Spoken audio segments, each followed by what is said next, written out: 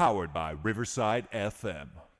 On this episode of Bullet Time, we head to the fictional country of Realia for fun and thrills with DeepShadows 2005 shooter, Boiling Point.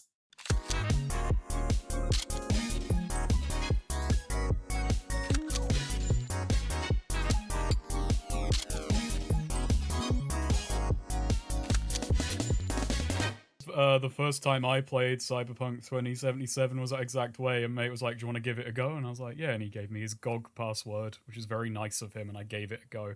Yeah. And 2 years later, I bought it. Well, there we go. See, so piracy does, it's not about stealing games. It's it's a distribution issue. As old Valve man Gabe Newell. I was about to call him Gabe N, but that's not his name, is it? That's just his email, and then you got the jokes for years because, if you want to contact me, send an email to Gabe N. Oh, I didn't know that he just said that in the... That was in one of the commentary tracks. I can't remember for which game. It might have been Team Fortress 2, it might have been one of them, but yeah, he genuinely just kind of put, if you want to contact me about any issues, and it was, that's the old community spirit. Yeah. Speaking of old community spirit... Hi folks, welcome to Bullet Time, the video game podcast where we analyse the shooters that missed their marks. As per usual, I am James, host of this podcast. Joining me, coming back for another round of older PC titles, funnily enough, both of you matched up again, is YouTube's number one Sol Myers fan, Snakerer. I like to think that introducing Sol Myers to the world is kind of my legacy, even though it's Atari's legacy, though it's the developer of Boiling Point's legacy. Yeah, it's mostly DeepShadows, really. But I like to think I spread the message, the word of Sol. It's what the press is for. The truth is out there, and someone has to bring it to the masses. It is genuinely funny how, I made that video years ago, and it's the first one of mine that I consider I guess maybe besides Ride to Hell, that I think Boiling Point's a way better. One that holds up more just because it's got the journey aspect, is people are still commenting about Sol in my videos today. And this revisit was very good for that. It was very good for, I kind of forgot, why is Sol so captivating? And I played it, I was like, this is why. I understand again. Yeah, hold that thought. I'm going to very quickly circle back to that, but also bringing back onto the podcast is our favourite CIA collaborator himself, YouTube's ChariotRider. Oh boy, I do love working with the CIA. You are a collab. You are a collab. From what you were telling us, all the adventures that you went on in the game that we're talking about today, which is 2005's Boiling Point. Yeah, you were doing a lot of CIA missions. So. I was America maxing. That's true. Yeah, you were American. Despite the fact that your guy was ex-French Foreign Legion, which I guess he could still be a Yank and work for the Foreign Legion. I don't know. I take him as an honorary American. I have no idea. He's a part of the Foreign Legion, so is he American-born joining the Foreign Legion, or is he a French guy in the Foreign Legion? I don't know anything about the Foreign Legion, but I'm kind of taking it on the name that it is a Foreign Legion of soldiers who operate in France. Yeah. I thought you were allowed to join the Foreign Legion, if you're American. Or what would be the benefit of him joining the French Foreign Legion, though? Maybe he wanted to live in France. Maybe, sure why, actually, isn't that... I guess we'll get to the intro when we get to the intro, but I was going to say, do you not see the Eiffel Tower in the background, or did I imagine? You do. You do see the Eiffel Tower. They do. There should be someone walking past his window just with a bag with a fucking baguette for how much they want to establish. Well, I was going to say, isn't he also on, the third floor of an apartment? Yeah, I'm well aware he's on the third floor. There still should be someone doing that. There should be stereotypical levels that, like the Eiffel Tower is wearing a beret somehow. There's maybe if we wanted to make it realistic, there is a window washer outside for his third floor apartment, but the window washer is a mime. Ooh, yeah, there we go. And there's there's an Onion Johnny as well, who's cleaning the window next door with a big The thing about Sol Myers is he doesn't sound French. His accent he does French not at all. To be fair, no one in Realia sounds Colombian.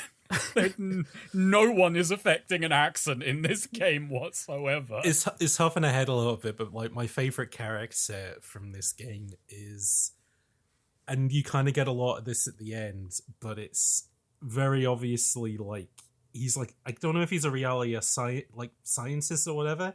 No, I think he's an outsider who came to Realia. Yeah, like I think his whole thing is like the university didn't want to fund his research. Right, that's so it. Yeah. So he like comes to Realia to study Nikola Tesla.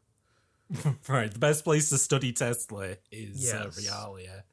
But yeah, there's just the end spiel that he has where he's like, here's the thing, gringo, you're not a real, true Realian like I am. And it's like, you sound like Casey Kasem, but the fact that you just keep calling this guy gringo is really great. Like, everyone is saying fucking gringo, and it's like, no one sounds Southern American whatsoever. And Arnold Vosloo doesn't sound French. Arnold Vosloo, who plays Sol Myers. Yeah. Oh, we'll get into Arnold Vosloo when we get there. So this is kind of like not like a kind of a proper mini-series or whatever, but folks, you've listened to Bullet Time for a couple of weeks now, and sometimes the games are linked by maybe a developer or maybe like a sort of style of games, something like that. But then sometimes we'll just do a game on its own, and a lot of the time those will be a game that the guest who is on the episode will bring as something that they kind of want to talk about. So like Cherry, you were on one of the first one of those where it was Zach who wanted to talk about Outlaws, which interesting little kind of wasn't quite Doom era. It was a little bit towards the tail end of that as games were getting into like 3D with stuff like Quake, and this was kind of like a last hurrah of LucasArts doing a interesting little cowboy game. And then obviously we've done sort of similar things like that afterwards. Of when Mitch was on, we talked about 50 Cent Blood on the Sand, which Snake came back for with that, and also came back for Red Faction, which was another game that kind of Mitch had some interesting stuff to dig into with that. And this episode is, kind of on a similar tip of what you were saying earlier, Snake, about like kind of where sort of Boiling Point fits into your kind of the history of your channel and kind of how people discovered you and going through with that. So I think just kind of this episode is, I don't know, I haven't really got like a name. This episode is kind of my indulgence, because when you started Bullet Time, you made the list, and I was like, put Boiling Point on there, and I've pushed for this episode. Well, I've not pushed, but I've kind of just brought up every once in a while, like, hey, Bullet Time, Boiling Point one day, come on. Boiling Time for Bullet Time. Yeah. And I don't know, let's dig into that a little bit, because, like, just for folks at home who don't know about Boiling Point, but I'm going to be honest, if you listen to this, it is probably because it's like, oh, Snake's back talking about Boiling Point, finally, rub our hands together, let's say all the memes and stuff, which you can't unless you're going to do that commenting on the Apple Podcast app, because that's the only one that lets you do comments, unfortunately. Although I think you can do comments on Spotify as well, but... Didn't you also upload a couple of episodes to YouTube as well? I upload all the episodes to YouTube. Yeah, I always forget about the YouTube side of stuff. It's because of the fact that it hasn't got any video to it. It's just a static image. But if I went to the effort of like trying to catch a video for episodes of Bollocks, sometimes I do think about, hey, do you want me to launch a game and just capture some background footage? And I think I'm not going to offer to do that. I mean, I too much have work recorded for both of us. I do have video of this. Yeah, I record all my like Bullet Time contributions just so I can reference them for notes. Yeah. I'm a notorious footage hoarder. I never know when I'll need the footage in the future. So I'm like, I'll just grab this Boiling Point footage now. I want to be like that, but I find myself like, I would be so deep into something that I'll be like, oh shit, I don't want to start again to grab footage, so I might as well just kind of keep going at this point. And then when I get to the end, it's like, well, I don't want to replay this to get footage, or if I am, I'm going to have to give it a bit of distance. Like, I've had that recently I replayed Ape Escape, like, in January, and I was like, man, this was a lovely time. Wish I recorded it. Oh, well, I'm going to wait until March, and then I'll do another playthrough and record that. There'll be another distance between them. But I kind of just record everything I do at this point, but it's not always like, oh, this will be content. But it's like, I've had too many things where I just kind of go, man, I wish I was recording that when something mad happens. And I never want to miss those moments. I always want to have something that I can like, oh, that was cool. Which I will say, this is a game which is full of little things like that. But to get back to what I was saying, so for folks at home, so this is a FPS game, pretty much. Like, you do shoot, you do go into the game is pretty much presented from first person. But I would say this doesn't like fall into sort of the usual remit of a bullet time style game, which I think kind of what we said from the start was that we were looking at games that kind of came out of the influence of like, oh, everything wanted to be Halo, or then everything wanted to be Modern Warfare. This is not that. Like, much like, going back to Chariot being on this episode, Trespasser was very much this kind of interesting offshoot of where FPS games could have potentially gone, but it was a bit too ambitious for its time. Boiling Point is also that, but like, the games that did eventually come out, but didn't really have a lot of, well, I don't know, I guess I'll dig into it when we get there in regards to how much did Boiling Point kind of penetrate the industry from there. But so to throw it over to you, Sam, so with Boiling Point, what for this episode, what do you think?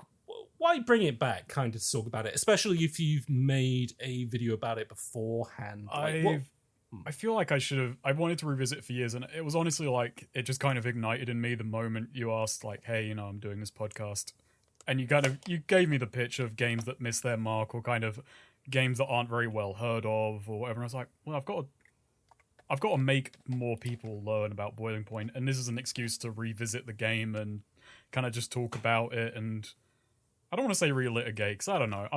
That video was who I was then, but sure. This game kind of has I have kind of a big attachment to it in my, like, this is going to sound weird. This is like, hell of a devil's row here, hell of a killer's row of games, but this game, Postal 2, and Sonic Adventure are like my kind of 3 pillars of like formative jank games. Yeah. Okay. So this one has kind of the personal attachment. It's like these games kind of taught me, or kind of formed the way I enjoy games, and like I really like stuff that's out of the way and weird and ahead of its time, but can't quite do what it wants to do yet. Sure. So yeah, I've got kind of complicated feelings about games that I feel maybe don't get their due. And to be fair, Boiling Point didn't review well because it came out very, very buggy. I don't know how well it sold. I imagine you've got the figures, but I'm going to guess not very well, because I will say, so yeah, commercially didn't do super well, and there's like a couple of different reasons for that. Critically, it's a bit more mixed. Like, because I thought the same thing of just, oh yeah, this game came out and they probably panned it because it was, not to give away the episode too much at the beginning, but very, classic bullet time thing of incredibly ambitious game, but oh, why aren't we talking about it, 20 whatever years later? Oh, because they couldn't quite like pull it off. There were people at the time who, when this game came out, they did sort of see like, oh no, this is a bit rough around the edges, but this is something like genuinely special, which I think is like, I think it still has that quality for me today. Oh yeah, yeah. Like there are elements of this game I kind of want to do a follow-up video on more specifically, and I'm going to just spoil all those thoughts now, and yeah, I sure. can polish them up later. But yeah, it's got stuff that, for better or worse, I don't think any other game has really latched onto. Interesting. Like, so, what sort of things? Well, okay, the size and scale of the world. There have been game worlds that are bigger, you got your Just Causes and what have you, but the way the game captures the sense of scale by being so inconvenient, inconvenient is a word that's loaded and sounds bad, but I think inconvenience is good in this case because it grounds you in this setting. It makes the setting feel real and deliberate and like, oh, I've got, I kind of exist in this world, I've got to figure this out, or I kind of just roll with it. Like, when I revisited the game, all right, we're jumping ahead, but I'm just going to spoil. I got a mission very early on, which was you have to wait until 12 at night to do this thing. And it was like 2 p.m, and my character, in most other games, you're like, oh, I'll just go somewhere and I'll hit the wait button and I'll do that. In this game, you can't sleep unless you're somewhere safe. Right. And you also can't sleep if you're not tired. So I kind of suddenly had this thing that I've not felt in games for a while of this this weird little inconvenience, but it then made me think, you know what? I'm going to drive out to the country and I'm going to do some fishing and I'll do another mission. And I enjoyed that in-game day more for the weight of the other thing that I had. Like, I had a little itinerary. This game was making me think and plan in these kind of little casual ways that I've not felt in a game in so long, because I think a lot of game design now, for better or worse, is like, you inconvenience a player like that, they're going to go do something else. They're going to play something that doesn't get in their way so much. But the fact the game pushes against you means you push back, and it means you're engaged. Well, and I think, like, I just, on the subject of, like, the scale of the world and kind of, like, the inconvenience of it, I think, like one of the things I was thinking about that I think is really fascinating about Bullet Time is, I'm no expert on, like, the history of, like, open world games, but, like, this feels like it comes from an era before there was, like, the template for open world that, the industry would later latch on to. And, I don't know, Ubisoft's Boiling Point would look at this huge open canvas that is big and inconvenient to get across, and it would be like, oh, let's add, like, more convenient ways of, like, getting across the map, or we have to fill in all of these spaces with, like, little things to collect. And not that there weren't open world games that kind of had, like, and like Morrowind comes to mind as, like, an earlier game that has, like, this giant world where, like, traversing it kind of feels very you have to be intentional and understand the systems around you. And I don't know, I guess just, like, this is an offshoot of, like, the open world that just you don't see all that often since or before. Because I feel like a lot of the problems this game has, and I say problems, not meaning problems, but they saw the things this game did as problems that had to be solved, rather than this is additive to a very unique experience. A couple of points, I guess, to sort of tap at kind of what's been said so far. So in regards to what you were saying about, like, this is kind of I suppose the popular term for this kind of thing now is friction. As in, where do you put friction in game design? Because friction is, for most parts, that's the challenge of the game. Like, that is the thing that you need to overcome. And sometimes that is kind of in a larger scope of just, what do you do to beat the game? Like in Tetris, it's, clear as many lines as you can until, you can no longer clear any lines, whatever. That is kind of the main gameplay style of that. But then on smaller levels, it is kind of, to use an example like, say, Far Cry 2, you don't have a HUD in that game, so you actually have to physically pull out a map, and by doing so, that blocks out, other bits of information, and you have to kind of use the map, sort of waypoints on the map and match them up to waypoints in the environment. Or I guess something like Resident Evil, where you don't know what your health is, by you can look at a character and they'll animate differently, but in order to know how healthy they're actually doing, you have to go into a completely separate menu. And you could go, oh, well, that's frustrating, and then in stuff like Resident Evil 4, that got streamlined out.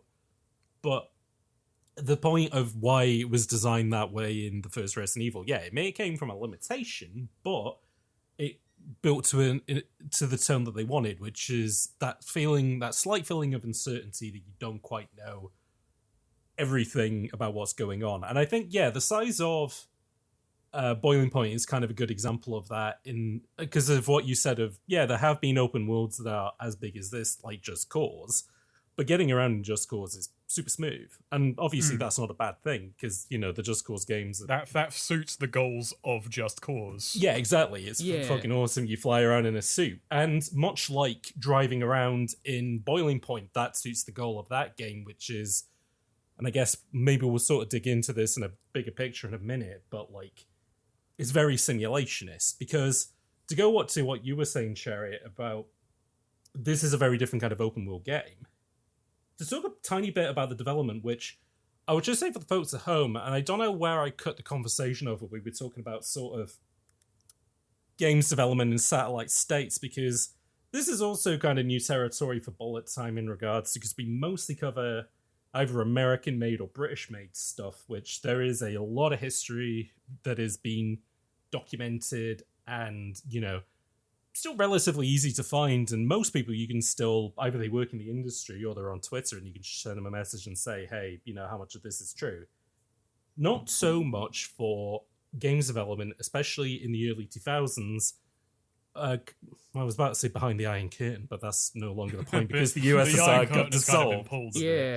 Yeah, but like in the cases of like Russia or Poland, or where this game was made by DeepShadows in Ukraine.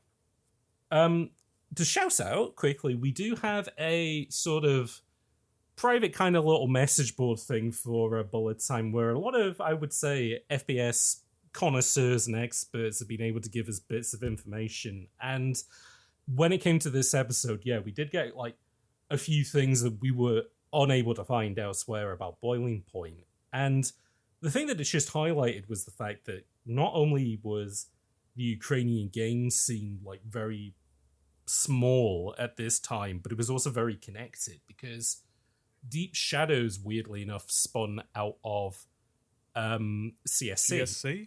Yeah, the guys who made Stalker. And I think it's GSC. GSC, sorry. It's like Game Something World. Funny thing, they made... I didn't play Age of Empires as a kid, but my Age of Empires was Cossacks, which was a GSC game. Mm-hmm. Well, like in fact, I believe that the studio actually got its start doing. They made like a Warcraft mod called like Warcraft 2000. Yes, where like aliens invade the Warcraft universe, and it's an RTS about that. And then you'll kind of go on to make Cossacks because they can actually sell that. It's funny. Like again, talking about the whole sort of.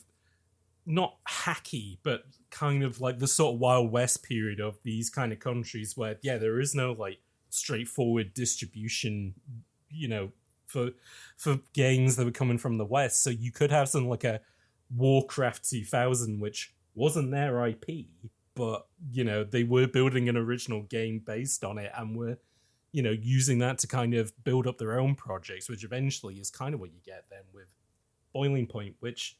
To go back to what I was going to say, there was no Far Cry... So this came out in 2005, and Far Cry 1 doesn't come out until 2006, 2007, right? So this predates even the work that Crytek were doing.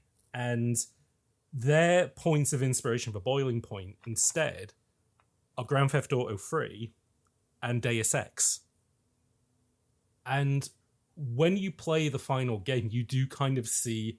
And it's interesting because it's like with most stuff, it's kind of like those two design elements you think would butt heads, but it's rather in this, it's like they don't so much butt heads, they do complement each other very well, but they're just two really massive ideas for games that, for a team of their size, which I think was only about 15 odd people, and it started development in 2002, was released in 2005, quite a lot to pull off, which... Again, like, you can't even really say that, if they had more time or money, it would have been, a more perfected version. Because I think, as you've been saying, Snake, like, it is in those imperfections which gives it a lot more of an identity and sort of more systems to play with than perhaps you don't really get in these later hyper-polished versions of what eventually, something like Boiling Point. Because not every idea in Boiling Point, like, works or adds up into, like, a complete mechanic. No. But, and I think in a lot of other things, like, why are you wasting development time on this? Get rid of that, smooth it out, it will confuse the player. But in this, either because they didn't have the time or they just didn't even think of the full mechanic, just like, just leave it in. It's just kind of a part of this bizarre collage of systems that aren't... I kind of hate saying fully figured out, when it's really just reinterpretation, but you get what I mean. It's like, they're really just kind of breaking new ground on this game in, like, bizarre ways. Yeah. Well, and, like, in some regards, like, some of these imperfections actually play into, like, some interesting stories that, like, are definitely inconvenient to experience as a player, but, like, almost because of that, it allows it to kind of fill a space that few other game, mechanical narratives can possess. Not to skip forward too much with my my own personal story with the game, but it kind of ends with me being between a rock and a hard place with regards to progressing the main quest, because I've annoyed the government so much that I can't go to the police to get a license plate number. But then the mafia, who I am friendly with, they will only sell me the information for 20,000 pesos. And so both options are just a huge grind and an inconvenience, but it's reflective of, I guess going against the government in this kind of like kind of corrupt government state really has its downsides, huh? Yeah. This is a game where, just speaking of, friction and that, your run can just wind up in a really bad place, especially on the first playthrough where you don't know what optimal decisions are. But then that's kind of the fun of it as well. Now I've got to work my way out of this situation. Yeah. And the fact that you call it a run is interesting, because I think, like... Because Snake, this is a game where you can probably do more than one. You can do more than one run, and try different routes. What I was going to say was, because Snake, you've been wanting to cover this game for a while, and then I think when I just decided, we'll record more episodes, I think I just messaged Chariot and I said, "Hey, this seems like your sort of thing. Would you be interested in doing Boiling Point?" But the way that you've just described that is that not so much the fucking the roguelike mindset? And even then, in regards to. Because when you were talking about, there's stuff in this game that can just completely destroy your run that no other games have. Faction systems have been in other games. And, I'm not saying, Boiling Point isn't impressive because, other games did faction systems. But, its faction system is pretty robust in regards to how those things synergize together. But the thing that I thought of, and this was something that was happening in my game, is in all these millions of different stats that you have, there's also, there's an alcoholism stat and a substance abuse stat in regards to if you keep using painkillers and you keep drinking alcohol, you become dependent on them. I really love the healing system in this game. I think it's just one of these brilliant things that tethers you to the world again, because the substance abuse thing. So Boiling Point has two forms of healing items. It has food and it has syringes. Food is reasonably cheap. It heals a very small amount, but you're not at risk of getting addicted to it. Oh, also it takes up far more inventory space because it's heavier. It's larger. Yeah. Or you can use syringes, which are very, very effective, quite light, so they can be carried in bulk. They're quite expensive, but you can basically get maybe a syringe or two from every other enemy. But the more you use them, the less effective they get as soul builds dependence. Mm-hmm. You can get your dependence flushed, but that costs money. Yes, and this is a game where, because of the main mechanic, main mechanical idea, I'd say, is tying quest progression to money.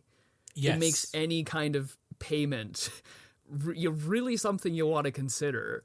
Yeah, it's oh man, I probably should get my drug dependence reset before I go out into the world again, but oh man, I need to save up a few grand to progress the story.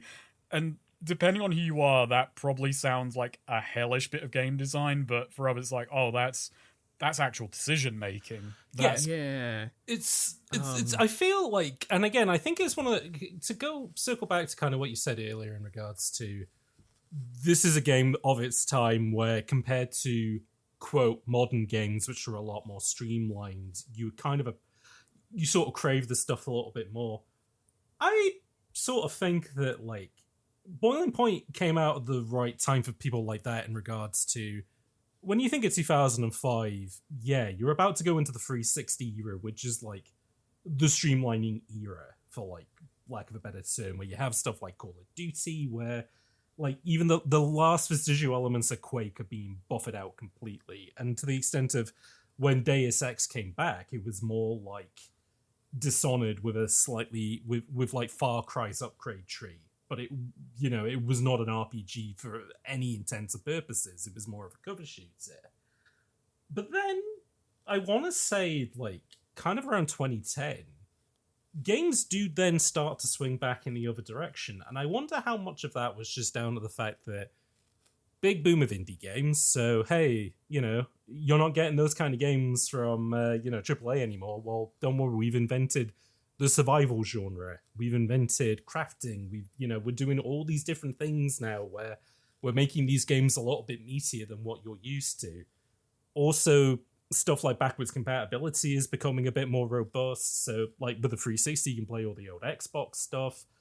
But even with that, like, you do just start to see the pushback against the sort of smoothing of games, which is what lays the way for Dark Souls eventually becoming the game that everybody wants to copy. And that kind of answers the question of, well, why did they re-release Boiling Point in the year 2024? And I think it's just because, if you tried to do it, in 2014, there probably wouldn't have been the audience for it. Whereas now, I think there are, like, even the most sort of, not quite the COD or FIFA gamer, but, like, you step down from the people who bought, like, Elden Ring could probably gel with something like Boiling Point, I would feel. Maybe, though, like, I almost wonder if maybe the target audience for this is maybe less, like, Elden Ring stuff, which is still very, like, like, having played Dark Souls, like, it can be intense, but it also is smooth in a lot of the right areas so that it makes it, easy. It feels nice to throw yourself back into it. Yeah. Whereas, like, I almost wonder if maybe, like, more of this comes down to stuff like Pathologic 2, and, like, Brigand Oaxaca. Yeah. Like, I'd say Pathologic, absolutely. But, I mean, Pathologic is still, it's not AAA, but that is still a pretty well... Like, that's the step down from, say, maybe, I don't know, Elden Ring then. Like, that's people who watch, like, video essays on YouTube. But I would say that they do play a lot of games, but they're not, like, This like, game is niche. This game's for the lunatics out there.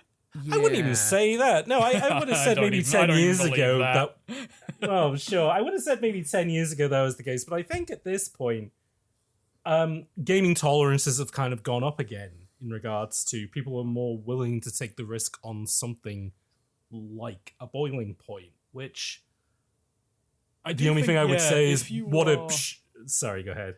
If you are kind of burnt out on kind of smooth AAA, I do think one of the best cures for that is trying something just genuinely stepping outside of your comfort zone. And something like Pathologic and Boiling Point is definitely that. This is a little jank vacation.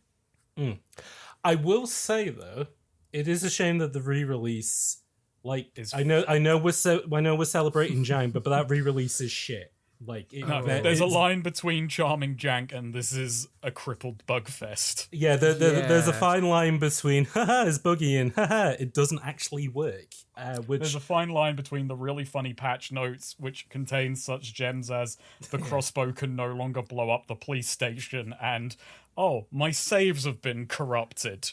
Could I read out the funny bug notes because I have them written down? Sure. Can we then maybe loop around and back to the start of the game and? It's funny. I have a good segue for that because we've been talking so much about money, but so here's so when this game initially came out, and Snake kind of alluded to it in regards to sort of reviewers at the time did panic because it was so buggy. They did get a patch out relatively quick afterwards, and some people did kind of update their reviews after that, but not by much. But here's some funny bugs that were fixed in its first update. Fix: the snake wasn't able to bite you while you were crawling. Fixed: size of the moon. Fixed: posters in bar vanish as you turn away from them. Fixed: dog does not cast shadows. Fix: a metal clanking sound plays if user's character stabs the curtains. Fixed: Jaguar floats across screen at treetop level. And fixed: NPC die on contact with grenades, but not from the actual explosion. That's good. Something very fun in this game is, if you do direct hit an NPC with a grenade, you get a nice meaty thwack sound and they fall over. That's so it's like you're hitting them with a rock. Yeah, pretty much. That's still, but it's really that should still be able to kill them, and then the explosion as well, hopefully. So we've been talking a little bit about money, and it's like So a big game like this, which again usually is a bit of a awkward fit for something like Bullet Time. I mean, I was going to even say, I don't know if there is... We can talk about the shooting a little bit, but that's not really what this game... Like, to talk about the shooting in this game is like... To talk about, like, the dialogue options in Mario Kart. Like, It sounds odd, because, yeah, it is a shooter, but I think shooting actually takes up a minority of the time in this game. It's mostly you exploring and going to the place to shoot, which gives it this nice feeling of these are real high points of tension. yeah, and... Yeah, I went several hours before even getting in a single gunfight, and I think like the first gunfight I even got in was the one where you're driving down the road and they cut down the tree, Yes. and ambush you. And Yeah, that can happen. the shooting does have interesting mechanics to it, which I guess we'll dig into. But no, like, this is an RPG. Like, this is Deus Ex meets GTA. Like, that was kind of what it was pitched as to Atari, which I had a bunch of notes about Atari, but I don't know if we'll get into them that much. Maybe in this sort of, like, legacy of this game a bit. And I think the thing that's always interesting about an RPG is that everybody can go in their own sort of different direction. But everybody does have to start somewhere in Boiling Point. And I guess that's what we can talk about. If you bought this game and you were like, okay, Boiling Point, you have 35 seconds to impress me, go. Well, DeepShadows have you covered because I think, what was the first thing that I said to you when I started up this game? It was like, oh, this is the film Taken, but this game came out 3 years before the film Taken did. Yeah, the opening cutscene of this game is just legendarily funny. Uh-huh. The way it's narrated, yeah. the way it's shot, Sol Mayer's entire character introduction. The quoting of Ralph Waldo Emerson. Oh God, yeah. Um, So the game begins with a Ralph Waldo Emerson quote, which is, "Everybody boils at different temperatures," and it's like, okay, We all boil at different degrees. Ralph Waldo, and it reads out his dates. Yeah, yeah. It's like they just handed the guy who did the VO they just showed him the picture, and he was like, "Do you want me to read all of this?" And they were just like, "Yeah." He was like, "Okay, sure, I'll read every single word on this page." Like, and the funniest thing is though, does the quote, read out his dates, and then says Paris, France, 2005. Like and it just kind of leaves this weird impression of continuity. Like this quote led to the event, and then it's like Realia, 2005. Paris 2005, like that fucking phone call would be years later. I just love that, like, the game's English title is Boiling Point, but like this is such a small quote that's like so irrelevant to like everything that happens, but it's like, all right, we have to name this in English. Let's quickly mention what's the most important thing. Yeah, so this is the first of three. Well, this is the first of a trilogy of games that DeepShadows made for the Ukrainian audience. But yeah, in their home territories, this game is called Xenus, right? Xenus. I think people just call it Xenus. I don't know if it's Xenu. I don't know if there's a different. I don't know Ukrainian quite the pronunciation. It's Xenus, so it could be Xenus. So Xenus. It's the Xenus trilogy or something. The Xenus trilogy, which is named after a bunch of magical stones that you can find in Boiling Point. It would be like if they called GTA pigeons, because that's some of the collectibles that you can find in that game. Hidden package free. Yeah, Hidden Package the Third. MacGuffin. But Atari quite cleverly were like, like if people see the name Xenus, they're gonna think this is a science fiction game. Like, we can't sell it like that. Which it eventually became, oddly enough. Funnily, except it wasn't called Xenus, it was called Precursors. Yeah. But Atari very cleverly went, well, why don't we just give this a different name? And I guess they must have had temperatures on their mind, considering they renamed Fahrenheit to Indigo Prophecy in the United States. So they just decided to call this Boiling Point : Road to Revenge, right? Road to Hell. Oh, sorry, Road to Hell. Yeah, because I always get it confused with... It's not a great title either way, because either you go with, the original title, which is Xenus, which you have named your game after an optional side quest, which only appears in the first game, or you call it boiling point, which is the main character got angry once. I mean, Boiling Point is kind of a better name for what this is. This is like a pulpy action movie. Yeah. Well, I can't even call it an action movie simulator. This is like, oh, did you ever wonder what Die Hard was doing in his downtime between stuff? Well, he had to go do missions to raise the cash. Which I guess, yeah, let's get back to that. So you play as Sol Myers is introduced in this cutscene, and his daughter is in Realia. She's a photojournalist, and she's doing an investigation in something. But oh no. While she's on the phone with her dear old dad, she gets kidnapped. And rather than him doing the classic, taking, I'm a man, I don't have a lot of money, but what I do have is a very specific set of skills that make me difficult for a man like you. He just puts the phone down.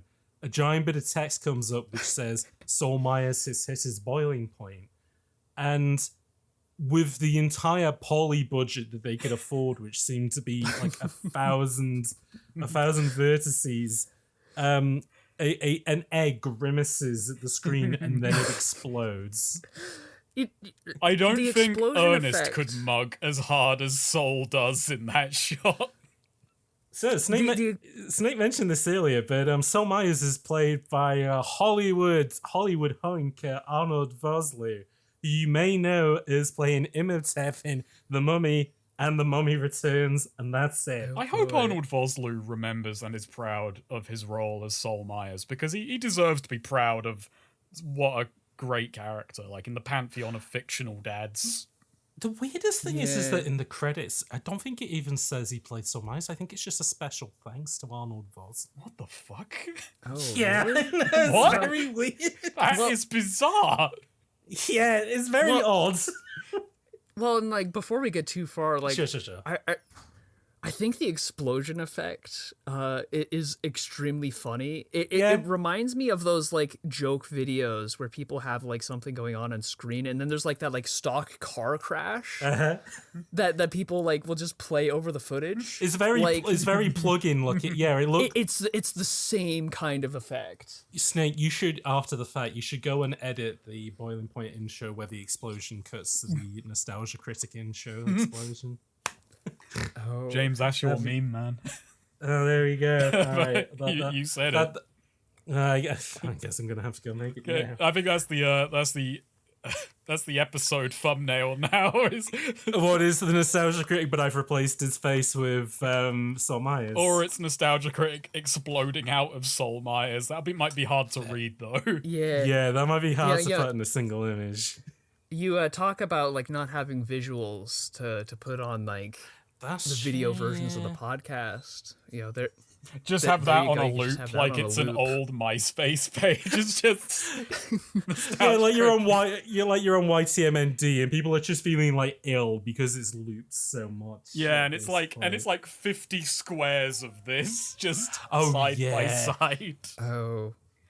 So that's where Boiling Point begins, and then you start up the game, and you're on a plane. You're flying into Realia, and he talks a little bit about himself at this point. That's where you find out that he's Oh no, you find that out when he's talking to people. Yeah, they do. The narrator in his big voice goes, "Sol Myers is ex-military." That's it. He worked for the USA, then the French Foreign Legion, and now he's going to Realia, and. Yeah, you take a little charter flight to Realia, you get off, you put into the central town then, and you go, right, what do I do next? Well, hang on. Right, sorry. Sol Myers' monologue on the plane is really just immediately great character building. It just kind of establishes the man you're playing as, because he kind of goes on this rambling monologue about how, like, well, I figured my daughter was writing for gossip magazines and da-da-da-da. It's only after only after he got moved to the reserves and was no longer in active service, he just learns, oh, she was a combat reporter who was going to the deadliest countries all over the world, and I never knew that. Which is really funny considering the fucking line that he says at the end of the game. Yeah, that gets called back to. They bring Sol Myers being a bad dad full circle, even though he's in some ways, I don't know if he counts as a good dad. My reading on Sol Myers is he's loving all this, but I mean, arguably he's the best dad considering the amount of effort that he went to but he is also a shit. Like, that's the problem. Yeah. I mean, he went to a lot of effort, he but cares enough to go like save his daughter personally, but he doesn't care enough about what she's doing to like actually follow. Oh, what are you writing about? No, I mean, that's Yeah. my point in this. Like, he went to all this effort, yeah, but I really think it's just because he was really getting something out of it. He was, like, he loves this game. And that's kind of why I love Sol Myers. He loves being the guy with the biggest cock in the room. I think It's like the libertarian that sleeps next to their bed with like a shotgun, hoping that someone breaks into their exactly. house. Yeah, Oscar Pistorius mindset is what he's got. I mean, I'll say this much: it makes him a perfect RPG protagonist to like fill in, much like a Commander Shepard is kind of like, oh, he has a military background, so that's why he's going to pull his guns out, and he knows this much. I mean, Sol Myers is kind of a perfect catch-all for. Yeah, if you just want to go do boss missions because you think this is going to help your daughter, like in his head, he would think, yeah, this is the right thing to do. Like, this is what I used to do back in Burma. This is fine. He's going to justify it as, this is me collecting intelligence on the country. Yeah, exactly. But also just be like, when I was a kid, I always dreamt of being a bus driver. And I guess, a little bit of that dream is playing out now while I also go and try and figure out where my daughter is in reality. Yeah, literally, I didn't even remember this, but I was watching you play Chariot, and literally, you get off the bus, game starts, you are in the town of Porta Sombra, and you can just walk up to the bus terminal and say, hey, I want to drive the bus. Yeah, can I drive Yeah, the bus, please? and they just let you. And like, actually, like, it's a really convenient way of getting from point A to B if you don't have a vehicle. Yeah. I had to use that a couple of times when I was like, man, my vehicle has been destroyed. I need another way of getting around pronto. And that is the thing about this game. So just to kind of start this adventure of now we've done the introduction is your goal is find Lisa. The game, it has set objectives. It has a kind of story critical path, but you are very, it's very loosey-goosey. You've got this giant world, lots of factions, and the game just kind of says, you want to find Lisa? Okay, follow your starting leads, and the rest is good luck. It is a total open-world sandbox with a ton of friction after that, and that's why it's so fascinating. It's honestly kind of... it's kind of Breath of the Wild, and if you know where to go, you can skip a lot of stuff. Well, what I was going to say was... Well, sorry, go ahead, Chariot. I was just gonna say, like I think like it's kind of brilliant in the sense of like, in a lot of like RPGs, like there's kind of like the main quest, and that's usually like relatively developed, and like, there's side content to engage with that may or may not be important, but like, it's almost like because what you need to progress the main quest is just money, more often than not. Like everything in the world, like every side quest becomes progression in the main quest. So that was what I was going to say, is that like, unlike something like Breath of the Wild, where you get off the main plateau and sure you could go complete again, or you could decide to do your own thing.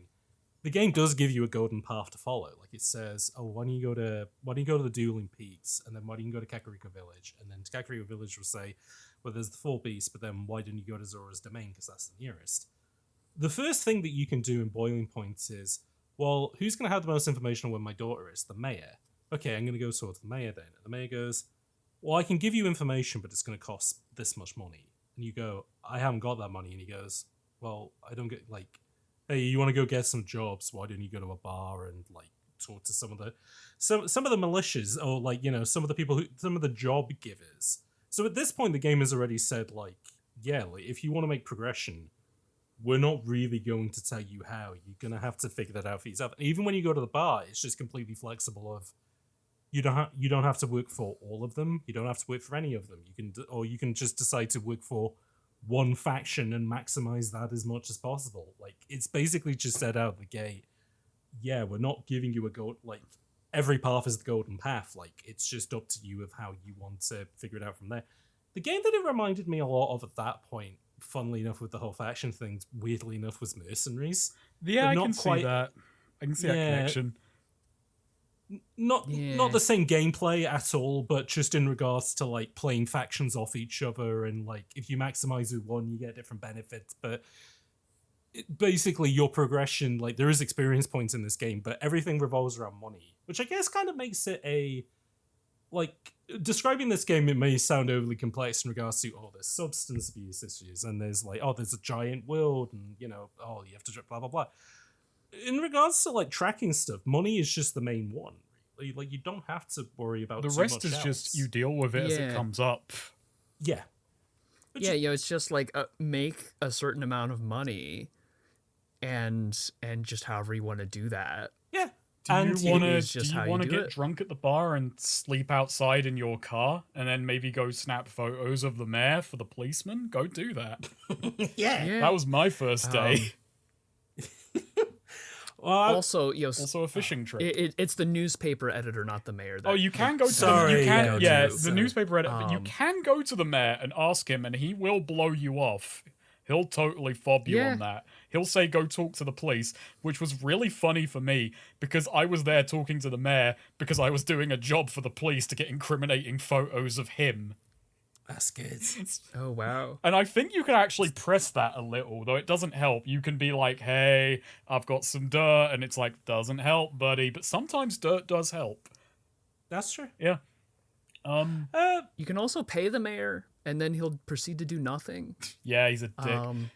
There are certain points in this game where you can push your luck. I'm going to say this game has, like, cash checks.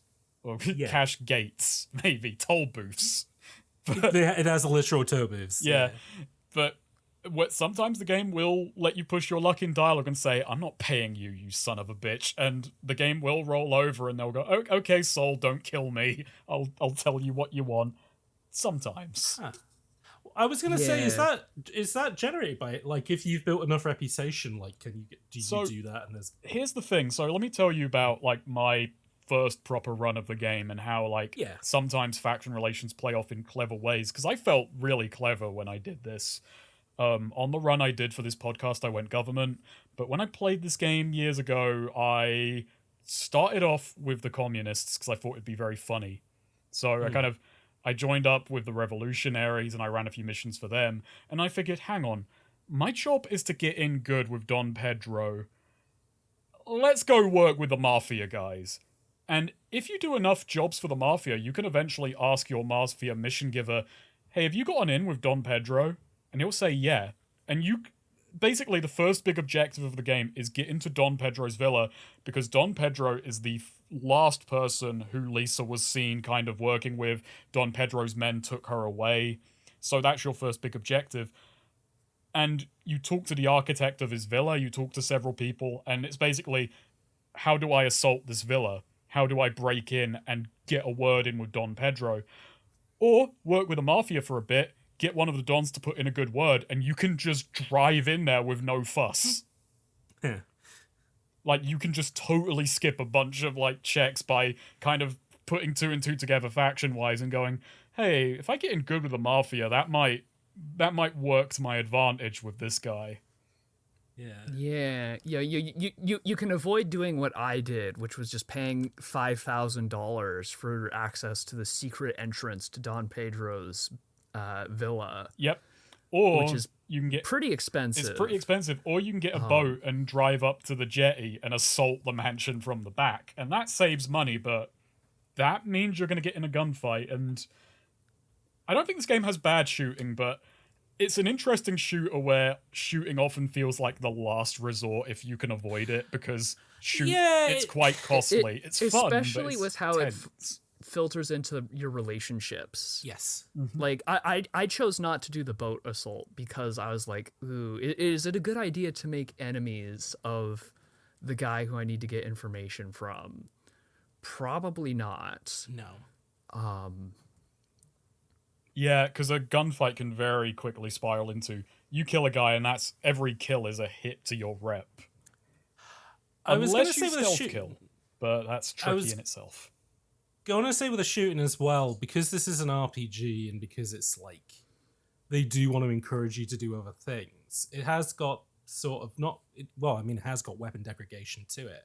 The more you use weapons, and like, it's funny because the majority of weapons that you will get, and this was kind of my experience of playing it, was like factions that's just constantly fighting each other like out in the open, and you don't have to get involved. You can just kind of watch them fight. And in kind of old-fashioned janky games kind of ways, like, yeah, the character bodies are still hanging around, but like once they're dead, like the rest of the camaraderie, like their comrades don't really care about them. So you can just kind of go in like a vulture and just clear them of all of their inventory.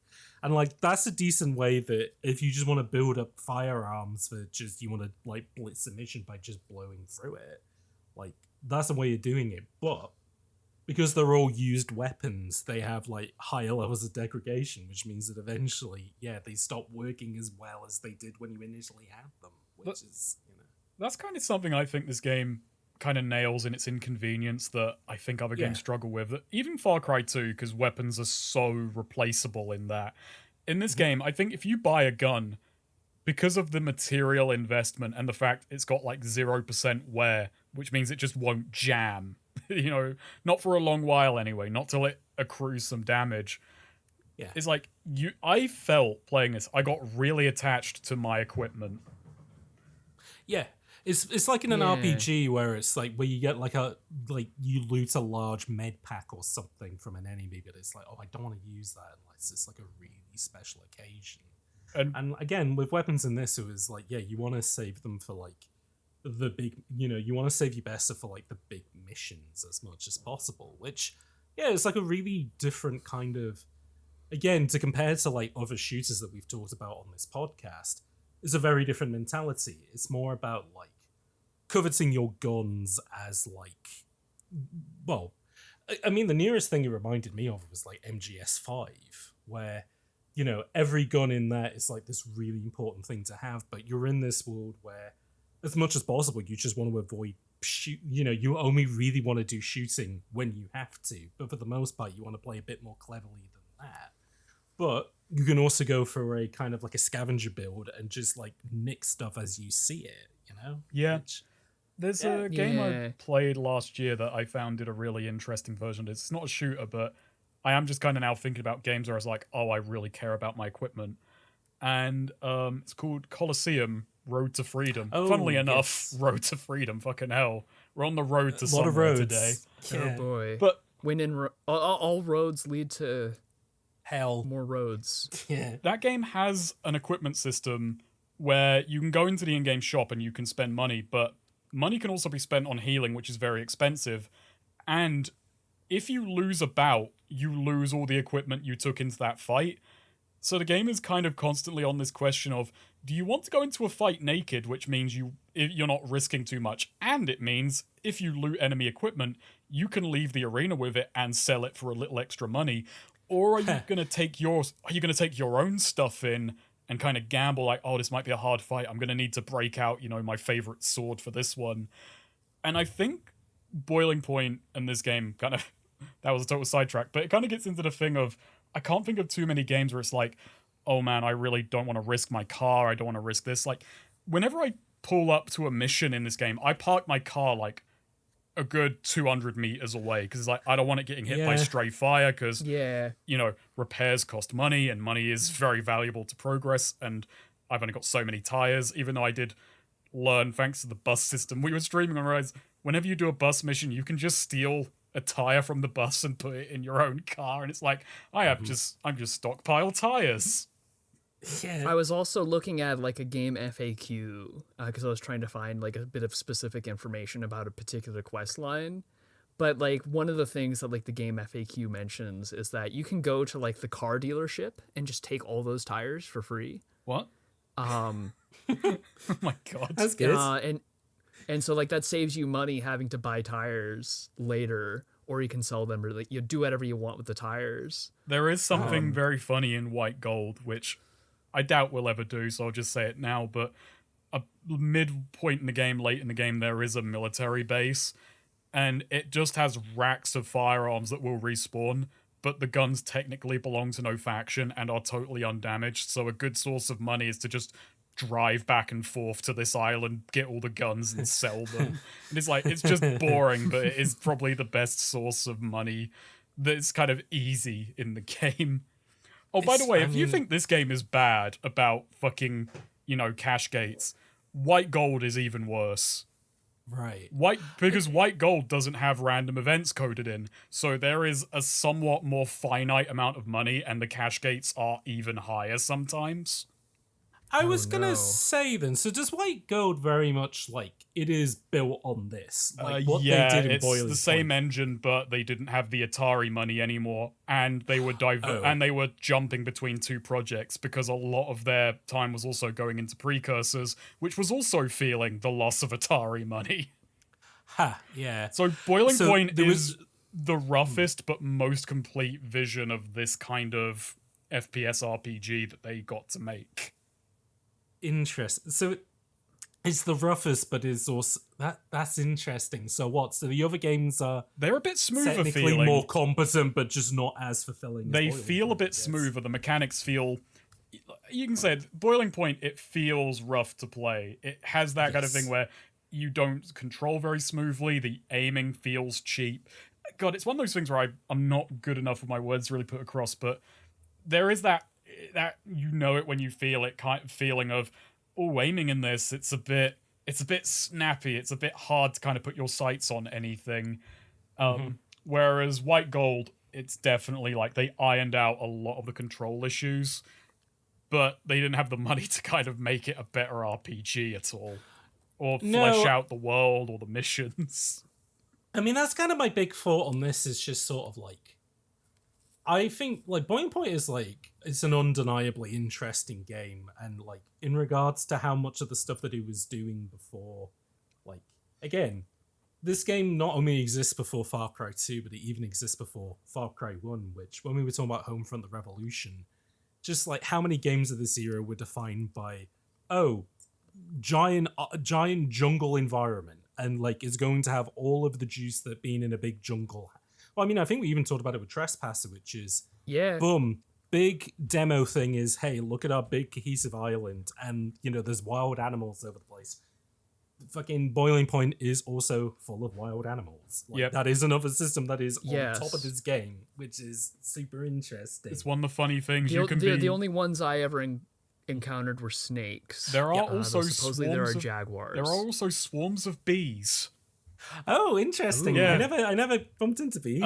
It's very funny because sometimes just you can be wandering through the forest and you'll just hear screaming and dying because there are random soldiers out there getting attacked by swarms of bees, and then you just run. There are also piranhas who will just mess you up if you go into the waters. Oh, that's right. I did encounter those. Yeah.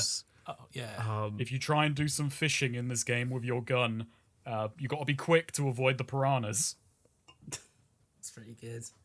It also, really incentivizes you to go into actually getting boat training instead of just swimming everywhere. Yeah. Oh, I didn't even know there was boat training. I never quite got that far. Not only is there boat training, there's airplane training. Oh, yes. Military boat training, helicopter training. There's like 6 different kinds of vehicles that you can get training in. Yeah. Again, that's the GCA element of this. Like, again, what were the big back of the pot like box selling points to people who didn't know what Boiling Point was?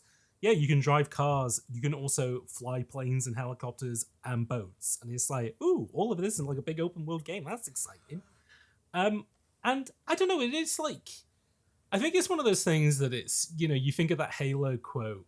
Like, I can't remember if it was somebody on the team who made it or whatever, but it was like, oh, how do you design your games? Well, we design 30 seconds of gameplay, like, and then like tune it until it's really fun. And then we just multiply that 1,000 times, like throughout the game, and go from there basically. And this game is very different to that sort of thing of like, yeah, if you were to break this game down into like 60-second chunks of gameplay and you just focus on the immediate stuff, yeah, it's awful. Like the controls are not great. It's very buggy. Sometimes it crashes a lot. I don't know. I mean, it was pretty. Well, I was gonna say. I think this game is pretty, but my standards are very weird. This game looks quintessentially PC gaming to me. Sure, the jungle environment is nice. The character models, though, are quite fugly, but then there's also hundreds of them, so you know that like they had to balance their budgets in certain places. Like everything that's kind of wonky about this game, you have the answer of, yeah, but it's 15-man team at this point, and stuff like that. This is a game where it's like you need to put hours into it for its like for its magic to kind of show itself, which is very different to everything else that we've kind of covered on Bullet Time, where yeah, it was either following the Call of Duty or Halo mode where everything was way more immediate, or like didn't take long for that stuff to kind of expose itself, versus this where, again, that's why I very much think that this is, even though I mean, it is just Deus Ex. Like, sure, it was built on Unreal and there were guns in that game, but it is an RPG. And that is what this is as well. And I think with that, you kind of have to just go into an RPG mindset to, like, fully appreciate what it is doing. I think, in a way, so kind of take that anecdote, about like, oh, the 30-second gameplay loop. I think with Boiling Point, you have to think maybe in terms of, and it's, it's a very different breed of game, but you have to think of it in terms of half-hour increments, the 30-minute 30 minutes, yeah. Yeah, where it's like, you go to the mission giver, and he says, like, I want you to assassinate this target, I want you to steal this document, I want you to do this, and he gives you a marker, and it's maybe like, 2 kilometers away. You get in your car, and you drive. And the driving in this game is quite relaxing because... Yeah, I like the driving in this. Here's what I'll say. Here's what I really like about the game, and another part of why it feels so big to me is it doesn't feel like a game world. In that, I mean, like, I don't think they kind of decided, oh, this road has to have these points of interest. It feels like, it gives me the impression that this feels like a Southern American country. It's not made for gameplay. A gunfight can be very inconvenient because there's no... It doesn't feel like it's designed to facilitate a shootout. It just thinks, oh, I'm in a shootout here. I have to figure out what can I use. But you drive across the country. It's quite serene. You're just dealing with traffic. Maybe you pull out, like, genuinely, because the game doesn't pause when you pull out your map. You kind of pull over to the side of the road a couple times. You think, oh, I might have to go off-road. You pull up to the place. You scout out a little with binoculars because you don't want to lose too much health. Maybe you get in a gunfight. Maybe you get attacked by an animal. You get the thing and you come back. And it kind of, every mission feels like the objective and the story that generates from it because the world is just so big and so hostile at times. And so, like, I had to trek here. So every mission is like, it feels more than the sum of its parts because of how tricksy it is. Yeah. No, I do agree with, yeah, it is like, it is a big game. Like, as in, like, it is making the most of its size in a way that, again, like, GTA, I feel, for the most part, does, like, arguably do a lot with its size, but then compare it to, like, a lot of open, like, again, like a Far Cry 3 or something, often doesn't really justify the amount of size that it has outside of, say, like, the way that it does that shooting where it's a lot about setting up, like, kill zones with a sniper and, scouting out an area before you then go in and do whatever you do, essentially. Which you do have a tiny bit of this in Boiling Point as well, but then they also do change it up quite nicely in regards to, and I think about this in regards to when I was watching Chariot play it. There was a mission where he had to meet somebody in an old temple grounds, and it turned out to be an ambush. But the way that temple was composed was like, oh, there were a lot of like walls to hide behind and blind spots and stuff, so very immediately you can reconfigure this as almost like a little bit of an arena. And it's funny because that's like, that apart from maybe some of the stuff in houses, like, those were the only kind of times where you did get those like little hits of FPS stuff. Other than that, it is mostly just you're a guy with a gun in your hand, and like, if you're using it or not, that's kind of, up to you, I guess. Yeah. Theoretically, there's a version of this game where you do a pacifist run. Yes. And you just get all of your money through non-violent quests. Not that I think that would be practical in any way. Oh, but it would turn massively impractical when you get to the end game. Oh yeah. There are definitely some scenarios you can't peacefully deal with. Yeah. Yeah, I mean, I don't know whether we want to tap on the ending a little. Well, I mean, I suppose we can get there when we get. Yeah, I think we're just lounging in the open world for a minute, which I was kind of talking about it with gear and like cars and stuff, but yeah, we're talking about that journey aspect in the half-hour increments. It's part of that inconvenience is, again, caring for your equipment, not wanting to overuse it. No. And logistics don't sound exciting, but they kind of become that in the kind of case of like, it feels very rewarding to have expended a minimum of resources because you know how costly this game can be. And because because it is all cache gates, James, I remember you praising this on like years ago. It might have been like Far Cry 5, or it might have been some other game where the genre went through this kind of period of, okay, we had Ubisoft Towers, that kind of got tiresome. We had, just kind of driving around, getting all the pop-ups. But then there was the experiment for a while with, what if we make everything kind of contribute to main plot progress? So no matter what the player chooses to do, it's all kind of building towards the ending. And that has its benefits, and I think this game kind of achieves that with its cash thing, but it also means that it also means you're not just paying money, you are kind of sacrificing progress at times, which kind of gives the game a kind of long-term strategic goal of, how do I squirrel away money? How do I play more efficiently? How do I find more means to kind of get cash? How do I play factions off? Yeah. In a lot of RPGs, kind of like, you get money and you kind of just want to be spending as much of it as possible, because, if it's sitting in your bank account, it's not really doing anything for you. No. So it's like, there's a lot of systems nowadays are about, like, even in stuff like Yakuza, which I really enjoy, is you kind of have to spend money to make money. It's like, well, if I buy this facility, I'll generate more passive income by such and such. It's GTA, Yeah.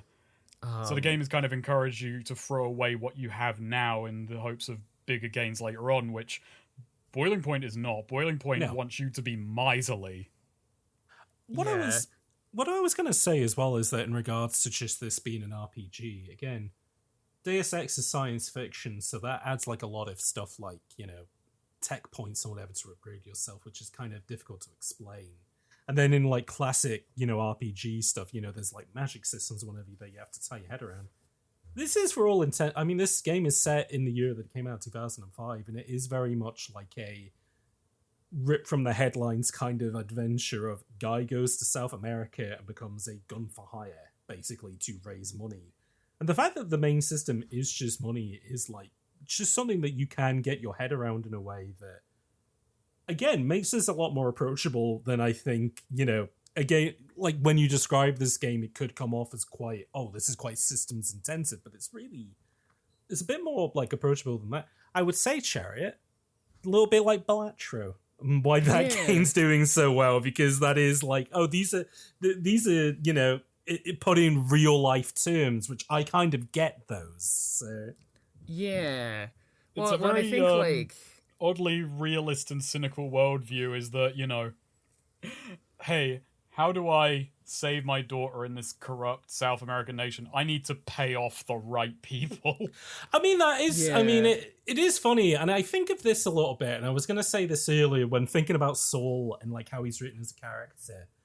And I don't want to like chalk this up to, because I think there's often a thing of, like, especially when people talk about Japanese games where like characters come across a bit quirky and people go, oh yeah, but they don't speak English as a first language, so they might not know what they're doing. And there's like an easy way to, you could do the same thing here where it's like, they're a Ukrainian developer, so, they must have watched a bunch of American action movies, only got half, like, didn't quite understand it, but looked at somebody like a Charles Bronson, saw how like nasty he was in the Death Wish movies and said, that's our that's what an American hero is like, so that's what Saul Myers is like.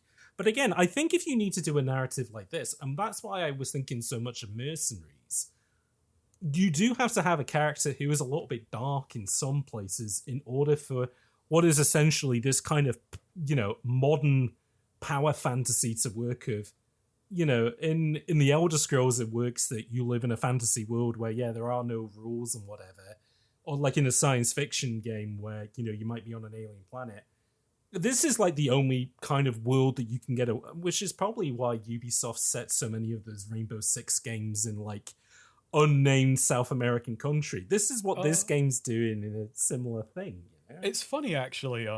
I'll shout out to someone who helps us with a lot of research, Bekoha, because he can read Russian and Ukrainian and such. So he helps us a lot with researching games that are that aren't documented on English internet. Yeah. And he's helped me a lot recently with the game Brigade E5, which I'm working on a video on. He's sent me a lot of materials. He's translated bits and pieces, and Brigade E5 was originally set in like a futuristic kind of gangpunk city, but then they swapped it over to they kind of say South American kind of Banana Republic, and I joked to you the other day, why are Banana Republic so popular? And in the interviews for that game, one of its developers, like either Ufnarovsky or Yuri or whatever, kind of said, we chose the South American setting because it's apolitical. and before you laugh too much, I do think they're kind of meaning apolitical in the sense of it's not tied to USSR history, which I think is kind of their broad thing of it's not related to our politics. So I can kind of understand, like, you know, there's not a degree of personal attachment. And it's funny that if you're from South America, I could maybe understand being a bit upset, but I do think it comes from this innocent, weird place of like, this is really all just kind of imaginary violence to us because it's so outside of our world. That might sound a bit condescending, I don't know. No, absolutely. Yeah. But I think that is just, and it's so weird that, and again, going back to what we were talking about with Trespasser and with Far Cry and Crysis, it is so weird that there is that crossover between game developers wanting to be like, we want to make like the biggest island possible that you can navigate from end to end, and it's full of jungle animals and like foliage and stuff like that. And it's like, okay, what is the one story type that we can use that will let us get away with this? Banana Republic. And it's like, no, it is literally just war in paradise. Like, and yeah, because everyone just kind of understands. It's like political shorthand for violent, you know, political powder keg with just a lot of different groups you can work for, a lot of hooks. Yeah, and shorthand's a good term for this game in regards to, again, it is like an RPG on the complexity of something like Deus Ex, but it doesn't bog you down in too much. Like, a lot of stuff is, I mean, you can hop into a menu where you have like 2,000 different bars that like explain how hungry you are and stuff like that. But most of it is very like in the feel of the game. Like, you'll know if something's wrong because you will feel it in the gameplay, which is, you know, when it comes to feedback design, like I think of some games which might just tell you, oh, you have sunstroke, and it's like, okay, but like, what does that, like, that hasn't actually affected the gameplay. Like, do I need to worry about that? Whereas in this, like, you know, a couple of years before GTA 4, but it does the stupid thing of, if you drink a lot of alcohol, it puts a funny PNG over the screen and makes everything start to wobble, which is small. And it changes your controls. It's like the Earthbound mushroom. Yes. Where everything is just, you know, you press one direction and go a different way. What's really funny to me in terms of this game's mechanics is, so you do have a first meter, and Sol will complain, but he only ever complained when I booted the game up. So every time I loaded my save, the first thing I'd hear is, oh, my throat's dry. I gotta find a bar. It's like, okay, that's how my session begins. Let's go. Let's hit the bar. Yeah, it is funny. Like, you know, Breath of the Wild eventually figures out, okay, well, temperature is a big important thing, so we'll have to put a big temperature gauge on the thing. Our time of day is important, so let's put the time of day on the HUD. And, you know, in older games, they would hide that kind of stuff. I mean, the HUD in Boiling Point is interesting. I didn't realize that, because this seems like the sort of game where it's like, oh, it's like Far Cry 2. You have to pull out a map to figure out where. No, you just you actually have a mini map on the hoods that you can just activate whenever you want. It's you can just press tab. And swap between your compass and your mini map. Yeah, it's very convenient. It is incredibly convenient. Again, it does have some odd immersive elements though. Like, if you want to check the time, you can hit H and he'll pull up his watch, an analog watch, and look at it. And it's this is so bad. It's been like, man, it's been years since I've seen an analog watch. You know, it's funny. The VR version of RE4, that's how you check your health, is you look at Leon's watch. Oh, interesting. Keeping the tradition of Trespasser alive. Yeah, you don't look at your titty anymore. You look down on Leon. Oh, and here's the thing as well, which you might like this as a detail, Snake. Because he's military trained, he wears his watch on the other side of his wrist. Oh yeah, like, so you can kind of have a look at it when, you know. So you don't have to rotate your arm over. You just pull it out, and it's like, boom, there's your ammo and there's your health, and it also tells you. It doesn't tell you the time in game. It tells you the time in the real world in case it's like, oh shit, it's 3 a.m. I better go to bed, kind of thing. So, God, again, like, it's Leon thinking I need a nap. Yeah. Yeah. Again, like Boiling Point is one of those really interesting games in regards to like we had the same thing with Trespasser where it was like you can start to kind of like poke and pull at bits of it and it's like, oh yeah, Far Cry would obviously take something like this, then this. I mean, actually I might just pop the cork on this now because I know that I said earlier about like they re-released this game because there is an audience that would probably be more accepting of it. You know what the one game is which is like, if you like this game, you should play Boiling Point? Is Fallout New Vegas. Okay, that is a pretty big pop. I do think there is distinction there. You're not going to get the same kind of deep political intrigue story, but you will get a very, very open and bizarre RPG experience that you're not going to get with many other games.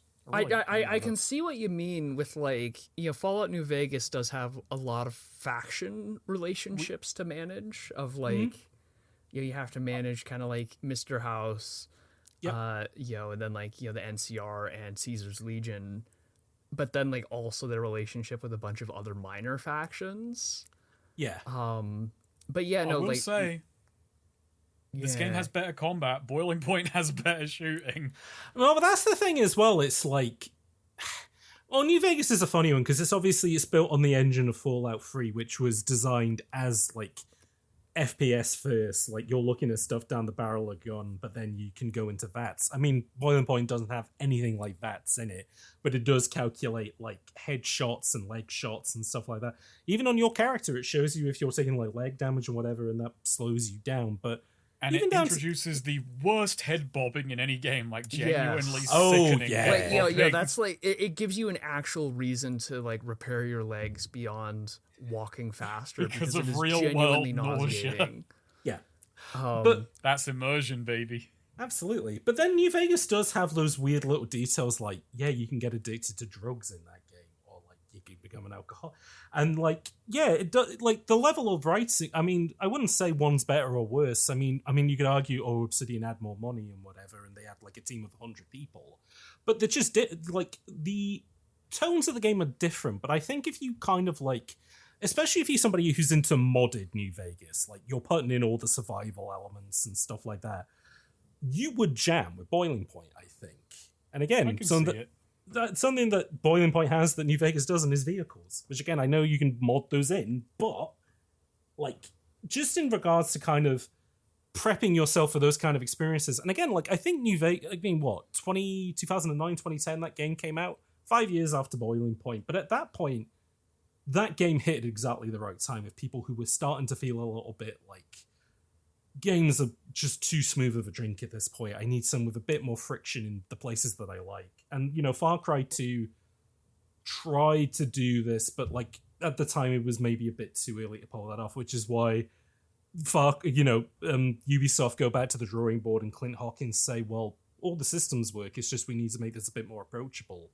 But in doing so, they kind of smooth the edges a bit too much, but Far Cry 3 is such a massive success that then becomes the template that everybody pulls from. And because everybody's doing it, it becomes too diluted and everybody gets annoyed by it. Whereas New Vegas hasn't really been improved on, I would say. Like there is a trickiness to it because sure, I don't want to be. I'm not one of those people like, oh, all game journos are bad. Blah, blah. I understand like you're mostly going to be covering big popular releases and you're on a tight schedule.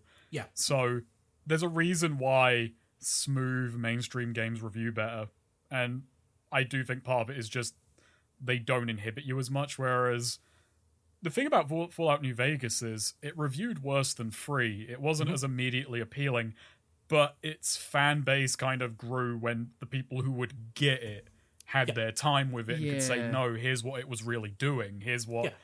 But you can't appreciate that if you're on a tight schedule and you need to get to the next big popular release. And also, Fallout New Vegas had the same issue that Boiling Point had in that very glitchy first release. Took time to be polished into something that works a bit better. And even now, it's quite a janky game. You still need to patch that game to get it. Like even its biggest offenders will say, well, in order to play the game at its best, you need these officially sanctioned mods, but then these unofficial mods, which like everyone in the community has just agreed these are now part of the canon experience of Fallout New Vegas.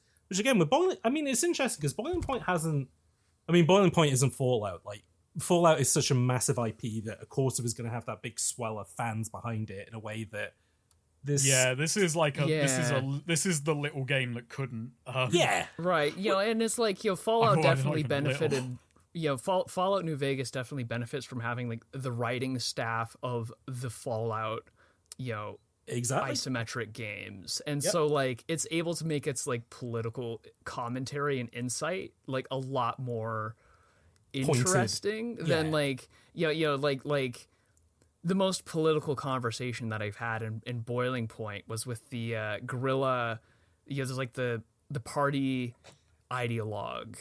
I think is what he's called, and you can just debate communism with him, but it's kind of like if you were to go onto like it's not exactly Disco like a Elysium, discussion is it? forum, No, and like what are the first arguments against communism that people bring up?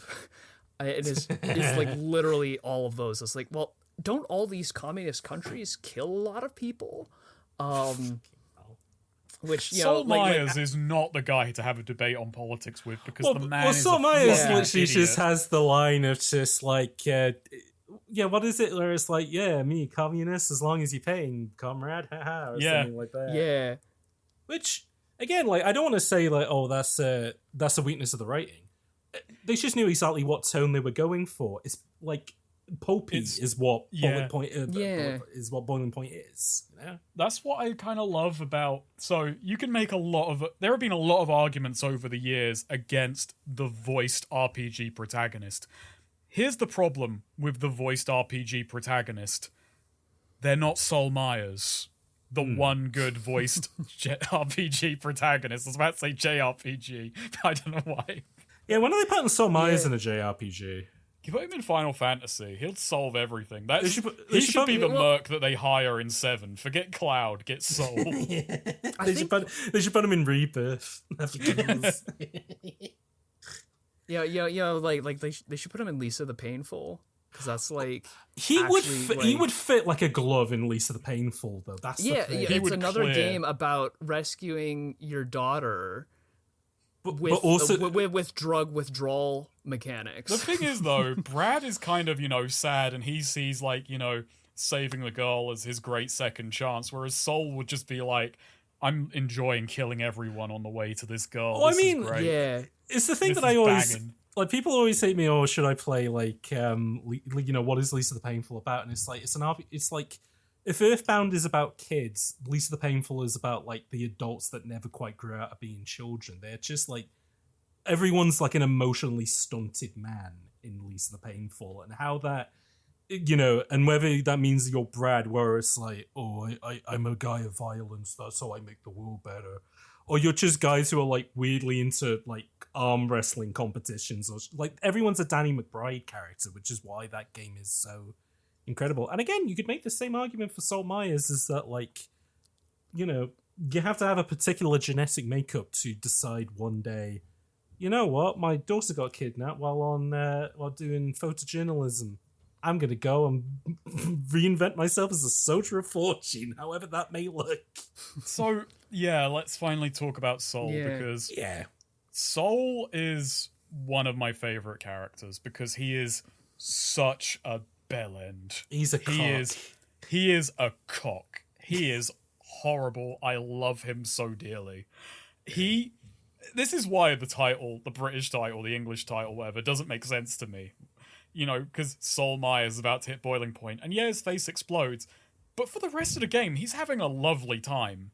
He is enjoying this so much. He's not exactly Max Payne, is he? No.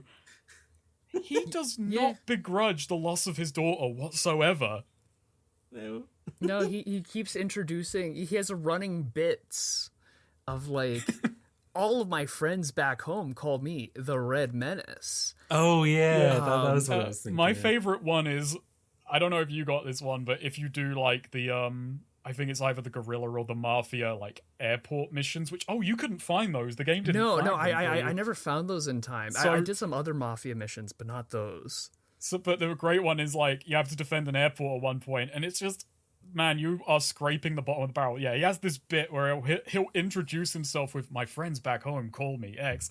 And this one is, my friends back home call me the airport defender. And it's like, no, they fucking don't, Sol. You never got into... How the fuck do you even get into a situation where you earn that nickname? I mean, I don't believe he has any your friends. pilot's That's license true, this week. too. I don't believe he has, like, he doesn't talk to anyone. Like, he probably went to PTA meetings when Lisa was a tiny child, but that was about the extent of it. But Yeah, he pretends rather to than have talking friends about to impress Lisa, other they just people. said, this Sol Myers guy makes me feel on edge. Like, When he says, I'm going to go drink with my friends at the bar, he means he's going to have a beer in front of the television. oh, that's sad. I don't... What- Oh boy. I think Sol deserves some friends. No, but Snake, he's watching like reruns of Top Gear on Friends. Dave. Like, Oh god. Yeah, he would watch Top Gear, wouldn't he? yeah, no, he's got the exact patter of like Clarkson. So, just kind of drill in on what I mean by this, like, every conversation you have with a mission giver, Sol is basically bragging about how fucking hardcore he is. Yeah. Like, it's not even hidden, it's not subtle. Sol's characterization is explicitly, I am so fucking cool, you can't believe it.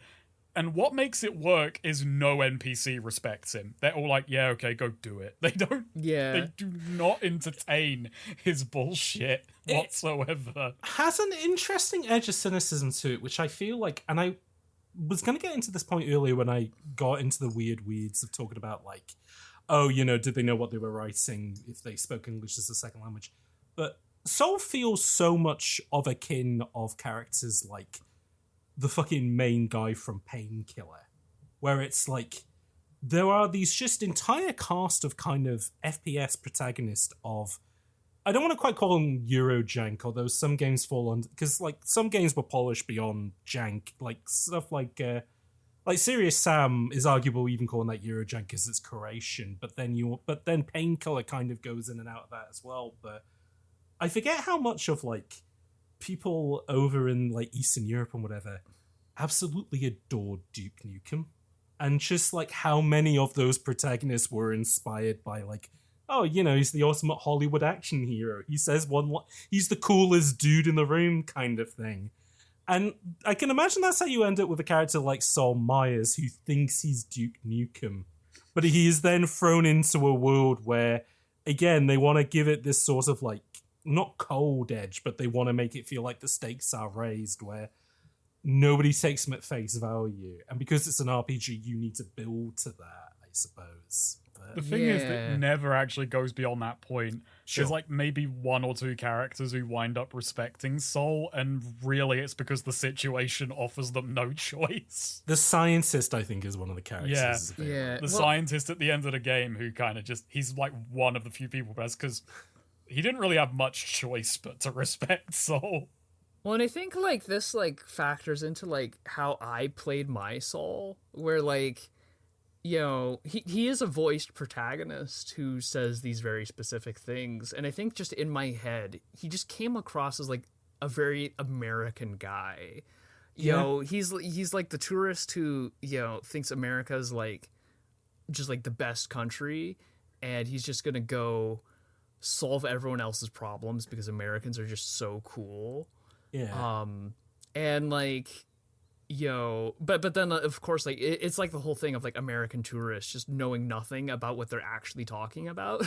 But then, like- having so much arrogance, you confuse it for confidence, I suppose. Yes, and but then like everyone kind of just goes along with it, and so Yeah. that was just how I played Sol Myers, and so it's like, well, Americans, that they're addicted to cars, right? They have to drive everywhere, Of course. and so you like, never leave the car unless you have to. You only I'll go to say this places. about where- Realia, it has walkable cities.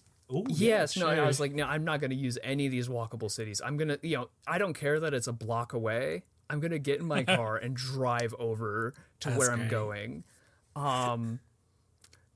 Because Americans just need their cars. Actually, okay, well, go back to Inconvenience for a second. It just came to me. It's something I didn't even think about, but this is a game where you have to manually turn the engine off so your car doesn't burn fuel, because you also Yeah. have to fuel your car up. Very on That's another GTA like. cost. Again, this feels like a game where probably in the office they were just kind of like, okay, what are all the cool things that we can do in our game that no other game is doing? But that also included like inconveniences. Like they probably said, well, GTA doesn't track petrol. That's something that we can do. Like, isn't that like a really I remember cool... when I was 9 years old on the playground and one of my friends really wanted the next GTA game to have petrol, and another friend just kind of said, why?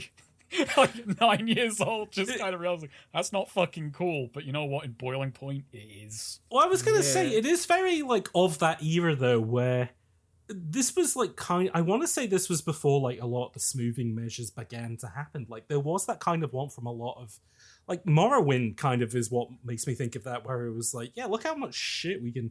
We just got so much stuff in our game. Isn't that like really impressive?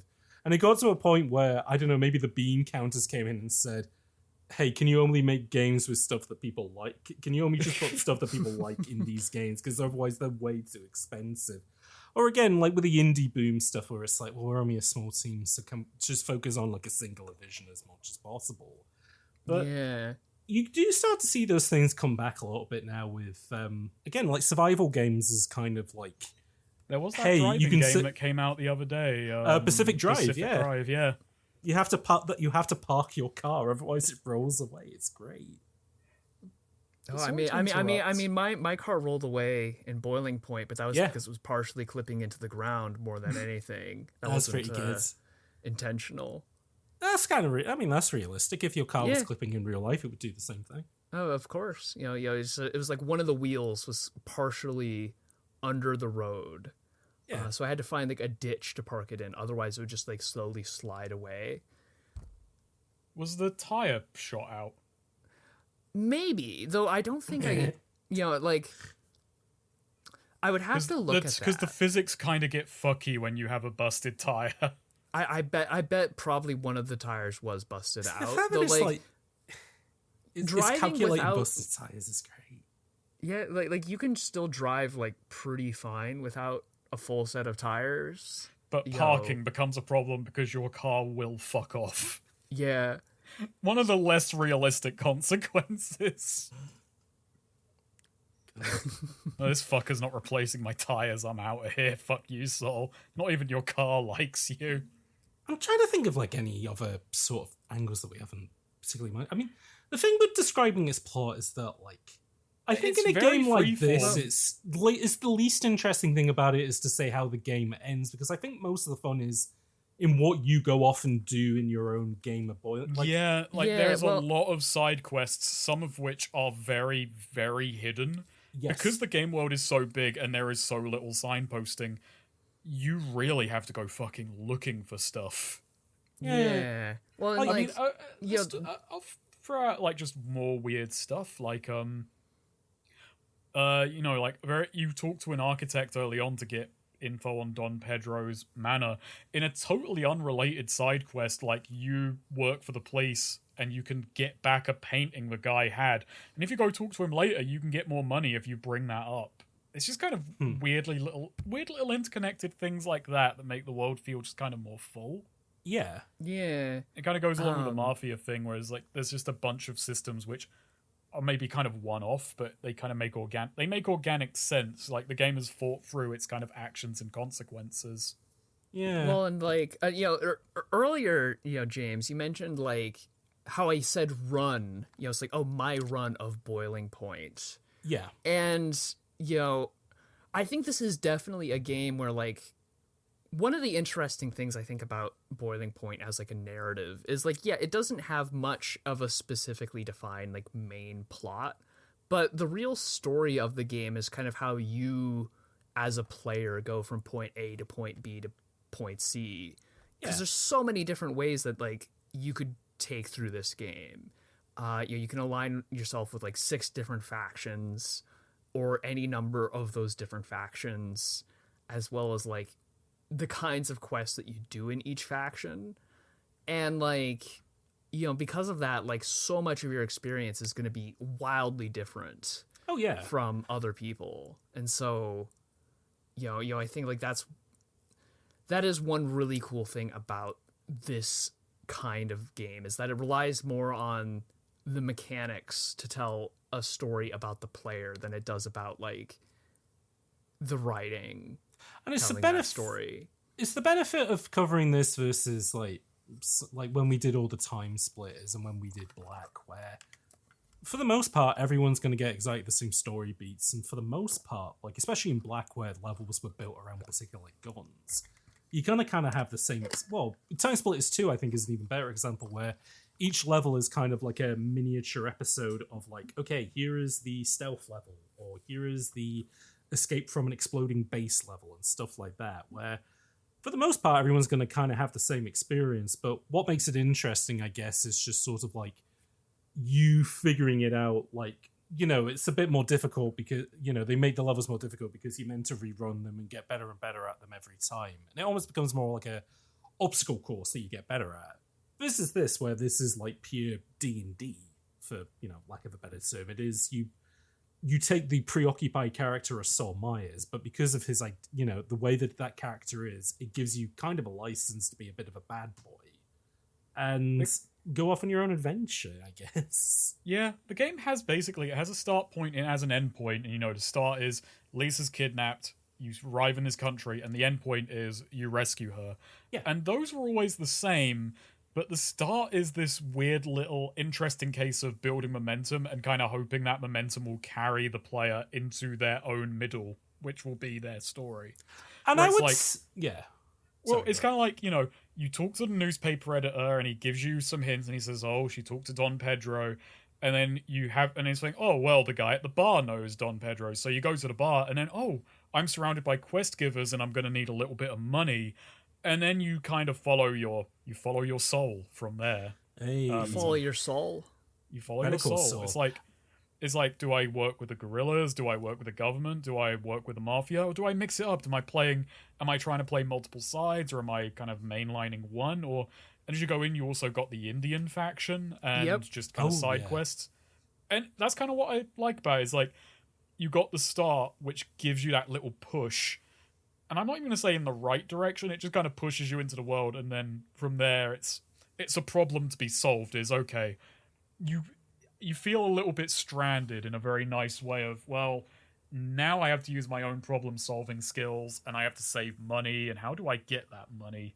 Yeah. And it's very interesting. Like, the game very quickly kind of, it gives you a goal and then stops holding your hand about, well, how do I do this? And that is an aspect of sandbox design, which we went into the Homefront episode. Yeah. I kind of described it clumsily, but the world feels like a problem to be solved, and it's like fighting against you, whereas a lot of modern kind of open worlds are kind of activity playgrounds, or they're kind of like, they cater to the player is the center of the world, whereas Soul feels like a very small part of this world that is working against him. This game is an RPG in a way that Home from the Revolution wasn't. Like, Home from the Revolution was like, that was a bullet time fit, because that is a FPS game. Like, yeah, you have like an upgrade menu in it, but it is not like, there is no flexibility. Like, there's the flexibility in approach is, hey, do you want to just snipe them from 500 yards away, or do you want to run in with like a machine gun? That is it.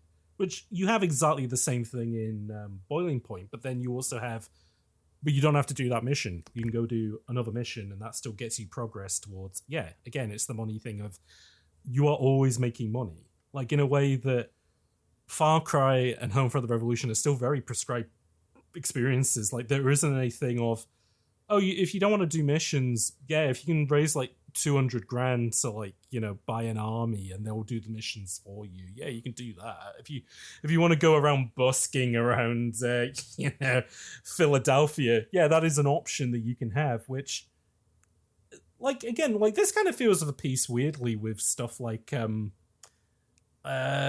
what's the swearing, Deadly Prem, where that game had like a lot of like weird optional stuff in it, which very much came at the cost of, like, if you had like a Ubisoft producer head on it, it's like, the golden path needs to be polished as possible. But then these guys are going, oh, well, we don't have a golden path. Like, not doing any missions could be a golden path if you want it to be. You could just become a bus driver. And it's like, oh, well, you know, stuff with that. But yeah, like, just the mentality behind Boiling Point is just incredibly different to what we've covered So it is like It is super the question admirable. of, like, it is the question of how much of this game came from having no reference point for how should a world of this size operate. And the answers are things that were never repeated in quite the same way, because you could say, oh, well, players didn't like it. This game that tried it didn't sell well. You could say they kind of learned how to smoothen and tighten up the experience to be more palatable. But I think, I think Boiling Point is kind of benefited either through ignorance or through innovation because it's so fucking unique.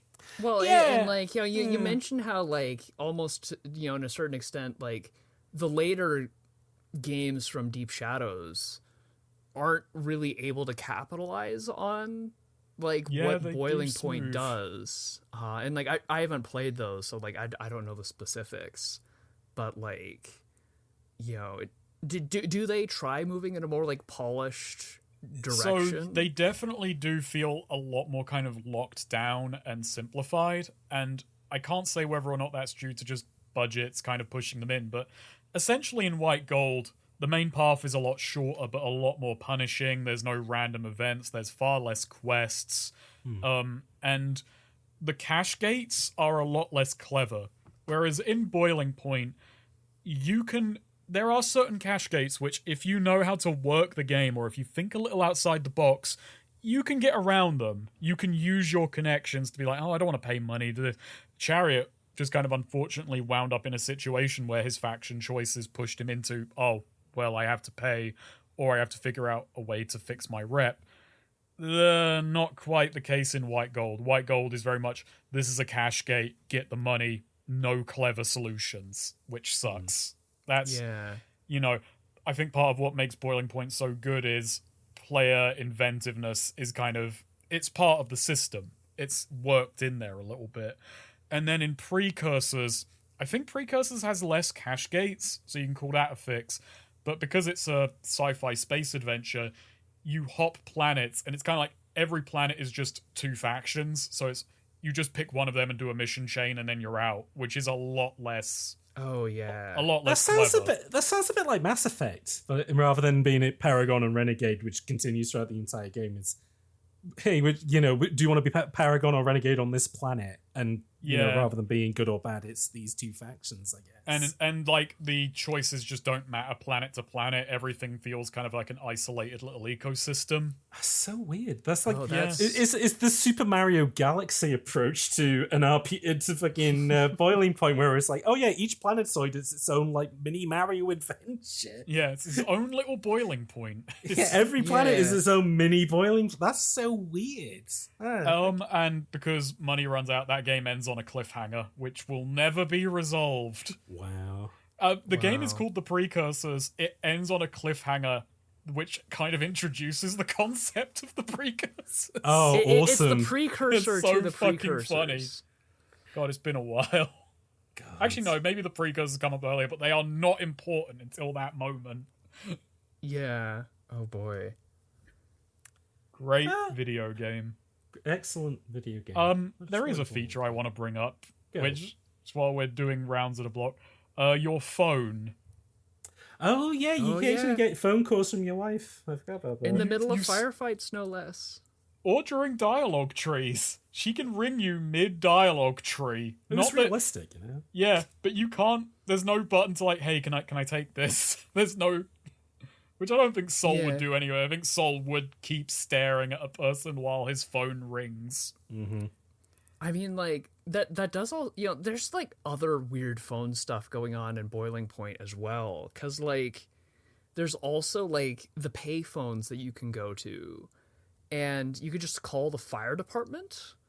And, like, I don't think I ever found an actual building that is labeled fire department. But it's like, oh, yeah, like, the fire department is busy at the moment. We can't help you. And that might come up in one quest one time. Okay. Maybe. I'm just saying that because I've not done every quest in the game. It feels so weird because there's like a bunch of random numbers and like one of them is the fire department. A bunch of them like do nothing. And it's like they didn't have to make the payphones interactive. But for whatever reason, they're like, all right, these have to be interactive. They thought and you were it would gonna be a record cool the feature, and they lines. added it in. So. But they Yeah. don't do anything. It's so weird. And neither does your mobile phone, which literally just exists, so it will ring once while you answer it. And Sol's wife just complains at him, and you can't even respond. It's like, what is the point of this feature? Just to make Sol seem even worse? To make his wife seem worse? It's to desell out the world. And it also Yeah. a reminder, hey, go get Lisa whenever you get the money, I guess so, yeah. Just the most bizarre, diegetic reminder of your main quest is your wife calling saying, "You found Lisa yet? Listen, honey, I don't want your excuses." They should have had it that the car that you drive in the game just has a picture of Lisa, like on the bus where there's like the picture of the woman in the left-hand corner. Yeah, It should just be a picture of Lisa in there. you know, maybe they should have added that to Fallout 4. You're like wandering around looking for your baby. They then, put like, a every little so picture of your often- baby on the Pip-Boy. No, you know what Yeah. they should have done? Like, in cartoons where people like tie a red string around their finger as a reminder. You should have just had one of those in Fallout 4. And the longer you have it on, like, the more purple the top of your finger goes because you've done it too tightly. Oh, You don't beat the game fast enough, your finger falls off. Yeah, and because you're an idiot, you then tie it onto the next finger. So it's like, what do the Yakuza have where they cut their fingers? Yubitsume. A Yubitsume, yeah. Oh. oh boy. Boiling Point. Is there any other hits that we want to get with Boiling Point? Because I don't know. I feel like we've kind of sort of throughout the episode we've been kind of making our sort of final thoughts as we've been going along with it. It's just but... it's a very unique game. It's hard to sum up. It's like yeah. I feel like we could talk about it for another couple hours, and I feel like we've covered all the big topics broadly. The rest would just be we can only really scratch the surface. I still think it's a game worth playing. Yeah. I kind of want to. I don't think I should, but part of me does kind of want to go more in on the middle market thing. But I think there isn't anything more that can be said. It's just this game didn't review well. It maybe come out at the wrong time though. It kind of makes it an interesting historical artifact because it's one of those things where you can say this game was trying to write the script on how an open world game can be, but no one was fucking reading. It didn't do terribly well critically, and more and more I just think there are certain games that just do well critically, and that's kind of always going to be true. I mean, yeah. Just to kind of put a bit of a to say objection in the style of Phoenix Wright, and I think this is kind of an interesting sort of segue that almost kind of brings us back around to where we were at the beginning of the fact that this is a game that you covered on your channel, and I think that is kind of an interesting point of, well, what's 2005 versus 2024, which is that games journalism in general has become a lot more diversified. Like, IGN still exists, and there are like a lot of other outlets that have come up in the years since that people can still go to. But people can get like game opinions from, like, you can go as far as just following somebody on Twitter who has like a lot of game types that you like, and you will follow them for that. But all the way up to now, like, YouTube is like a really big industry for game reviews. You know what? Yeah, I'll say this then. Like, the thing about getting mad at games journalism, this is a bit of a back down, but you know what? This is just me kind of landing on another thing is, you shouldn't get mad about it. You should just find someone who aligns with your taste. Well, I got good news for you because I want to introduce you to the biggest champion of Boiling Point, Snake, which is, do you know who Kieran Gillen is? I do not. I haven't heard of this person either.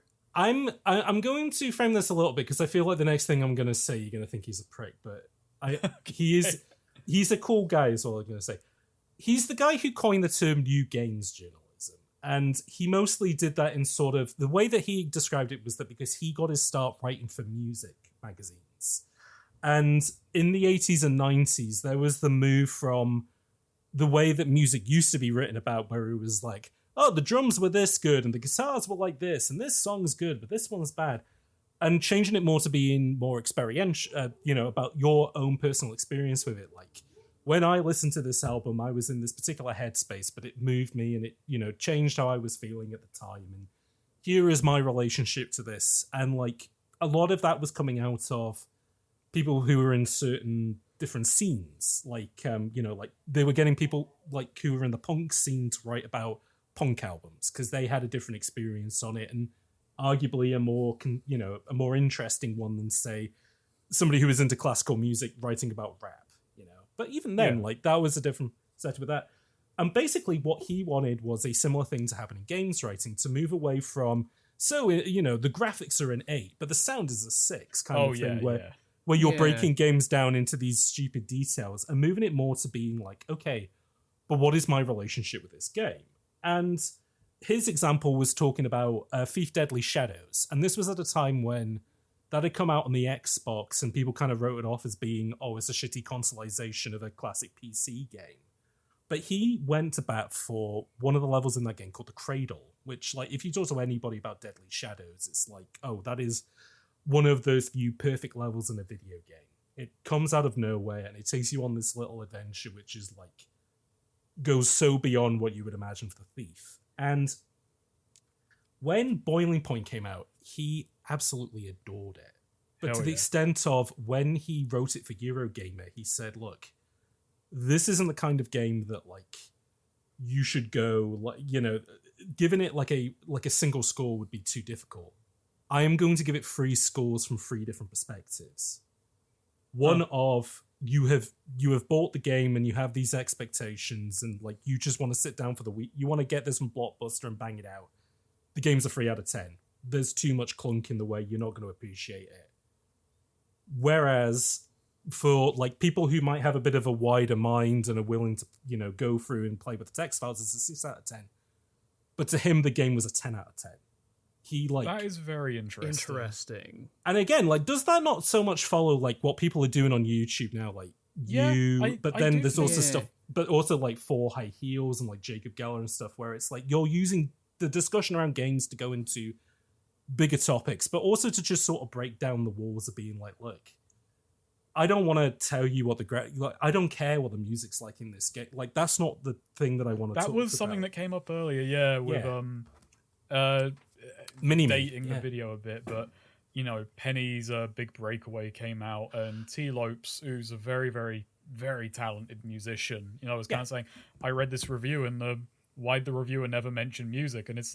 And that got a response from Mini-Me, who's been on the show before, makes very, very good game reviews. Just said, I kind of get it, because if I don't have anything interesting to say about a topic, I'm just not going to mention it, because game reviews shouldn't just be checklists. And it's funny because a lot of internet games journalism did come out of not professional journalists, and I'm not saying that as a put down, but out of kind of bedroom writers who kind of got the gig because they were the people who had a specialized interest in the medium. So it's kind of funny that it would take someone like that to kind of come along and say, I'm going to write experientially. And especially because the experience of playing a game is so individual, because a million different things can happen, especially in a big RPG like Boiling Point. Yeah. You can't cover it, like, arbitrarily, objectively. It's just what experience you got out of it, what frame of mind and state you can play it in. And again, it's so funny. Like, I'm basically, I made a note of what he wrote in his review, just the beginning chunk of it. And we're talking about this game that came out 19 years ago. It came out in 2005, and we're talking about it in 2024. And we're sort of talking about it in these kind of like glassy-eyed terms of, they don't really make games like this anymore. But he's like comparing. I'm going to say this. I'm going to interrupt. So sorry, I might be jumping the gun a bit. They don't make games like this anymore. They didn't make games like this then. This was that's the thing. That's it was true. Kind of sorry, I may be jumping the queue a bit. But... the reason I mention that is because he was saying that Boiling Point very much follows in the lineage of stuff like Elite and Mercenary. Okay. These classic, like microcomputer games where, like, I haven't played Mercenary or Lords of Midnight. I've played Elite, and like, it looks incredibly basic, but its scope is so enormous for like a game of its age. It's like, and then nothing's like even Elite Dangerous, like the most modern version of that. The thing about Elite as well, it's very in depth, but even beyond looking basic, the loop of it is so singular. It's you leave the station, you go out, you do a job, you make some money, you come back, you repair, you go out, you do it again. The story of that game is just generated on. it's kind of like, yeah, like going to get Lisa in this. It's your story on the way to becoming elite. How did you make money? Yeah. That is the story of Elite, is how do you make money? And it's entirely through your own perspective. Yeah.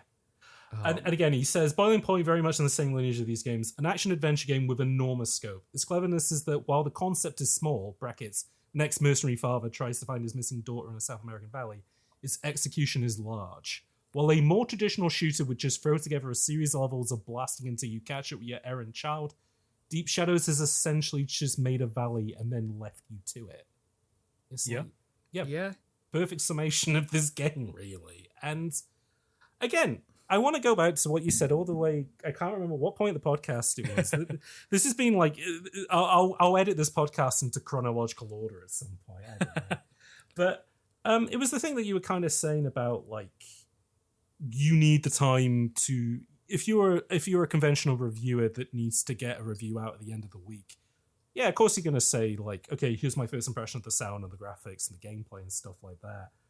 Whereas stuff like this needs kind of time to appreciate. And again, like, when you reviewed Boiling Point on your channel, that wasn't when the game YouTube didn't exist in 2005. Like that, I mean, that is that is a general thing. There was just another thing I saw recently, was like, oh, how come, people weren't talking about this years ago? Why are they doing it? It's like, because everyone who was just going to play it when it was new, or like when they had to, they done it and they left. Now all that's left is the people that care about it, who have the time on their side to ruminate on it. Not to evoke their name on Twitter, but yeah, they were it was that. I didn't want to mention the name. I wanted to.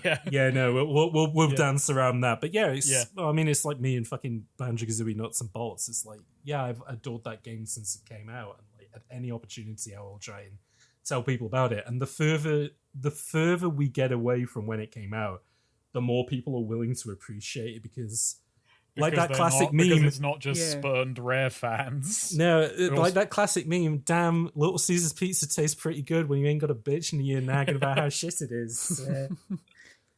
Much like Boiling Point, when you ain't got...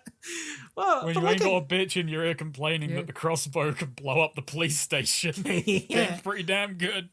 No, I tried finding other reviews at the time, but funnily enough, Metacritic kind of failed me. There was one from Ace Games, but I think they're a new publication, and they basically just said, there is no middle ground with Boiling Point Road to Hell. You either look past its flaws and love the expansive open-world adventure game beneath, or hate it because of its numerous technical faults, poor performance, and general rushed feel. So, that's... Yeah. Accurate. Well, I guess I do have one more thing, which is a funny historical note on this game being an Atari game, and probably one of the most legendary in my circles, like, lines in gaming ever. You get offered a driving mission, and Sol Myers will say, "No problem, sir. I used to kick ass at driver free, so this mission will be no problem." Wow. That is a line in this game which I don't think either of you heard, but that is quintessential Soul moment, and that is because this game and Driver Free, they were both getting big funding from Atari. Like they were putting a lot into these have to pop. So the Three Kings of it. So it's very, very, very, very, very quickly explain where Atari was at this point. They were Infogrames in the 90s. Had the world's biggest pop with Alone in the Dark, decided to, hey, we're flush with money, let's expand. Bought a bunch of smaller developers like Gremlin Graphics and GC Interactive, which is how they ended up with Driver. And then bought Hasbro, which is how they got the Atari name. And then decided, hey, why don't we just rebrand to Atari? And this was in 2002, 2003. Basically, they keep rolling the dice on a couple of big games. One of them is Fahrenheit, the first David Cage game, which does actually do pretty decently for him. But then I have to throw in a mild correction before YouTube commenters do. That was his second game. Oh yes. Oh sorry, it was his first game for. Oh, I guess it was his first game for Atari. It was also his last game for Atari, funnily enough, because then he went to go work for Sony. But yeah, so Fahrenheit is a big pot for him, and they go, right, let's roll the dice. Shitload of money on Boiling Point. Doesn't quite pay off. And again, most of that, despite the fact that it's made by a 15-man team, it started development in 2002, finally came out in 2005, so long development period for a game of that era. And yeah, unfortunately, doesn't do super well. Then the Alone in the Dark reboot, where you can boy. open your fucking coat. That also does. Oh no, sorry. Then Driver 3, which is in development hell, trying to beat San Andreas, doesn't. That's also a big ass flop. And then finally they bet the horse on the fucking Alone in the Dark reboot, where you can look inside your coat for what inventory you have. And Also a game where you can manually blink. oh yeah, to clear your vision. Yeah, that's right. Is that the one from so funny to 2008? me. Yeah, 07 or 8, I think. I think it's 08 because I was looking up the Alone in the Dark games the other day on Steam, and there's like Alone in the Dark 2008. Okay, that then, yeah. That was funny enough because this game, obviously, you can draw a parallel to Far Cry and later Far Cry 2, and with Alone in the Dark, another game from that era that was all about fire propagation. I thought you were going to say another game of the era that was French, but that's also true. But your point makes more sense. Yeah. Oh, God. You know what? Yahtzee had a good line on that, which is like, you've got a partner so you're not alone, and it's not dark because everything's on fire. That's true. Yeah. Always that line was quite amusing to me. I mean, that's the thing, isn't it? It's like we keep talking about trying to get big islands looking good in games. The other one was fire propagation, and then fucking Nintendo with Breath of the Wild was like, oh yeah, we did this on a weekend. Yeah, we just like knocked this out, no problem, pretty easy. 2008 developers seething. I'm gonna leave on an interesting sort of kind of funny in hindsight Atari thing, which was when they were Infogrames.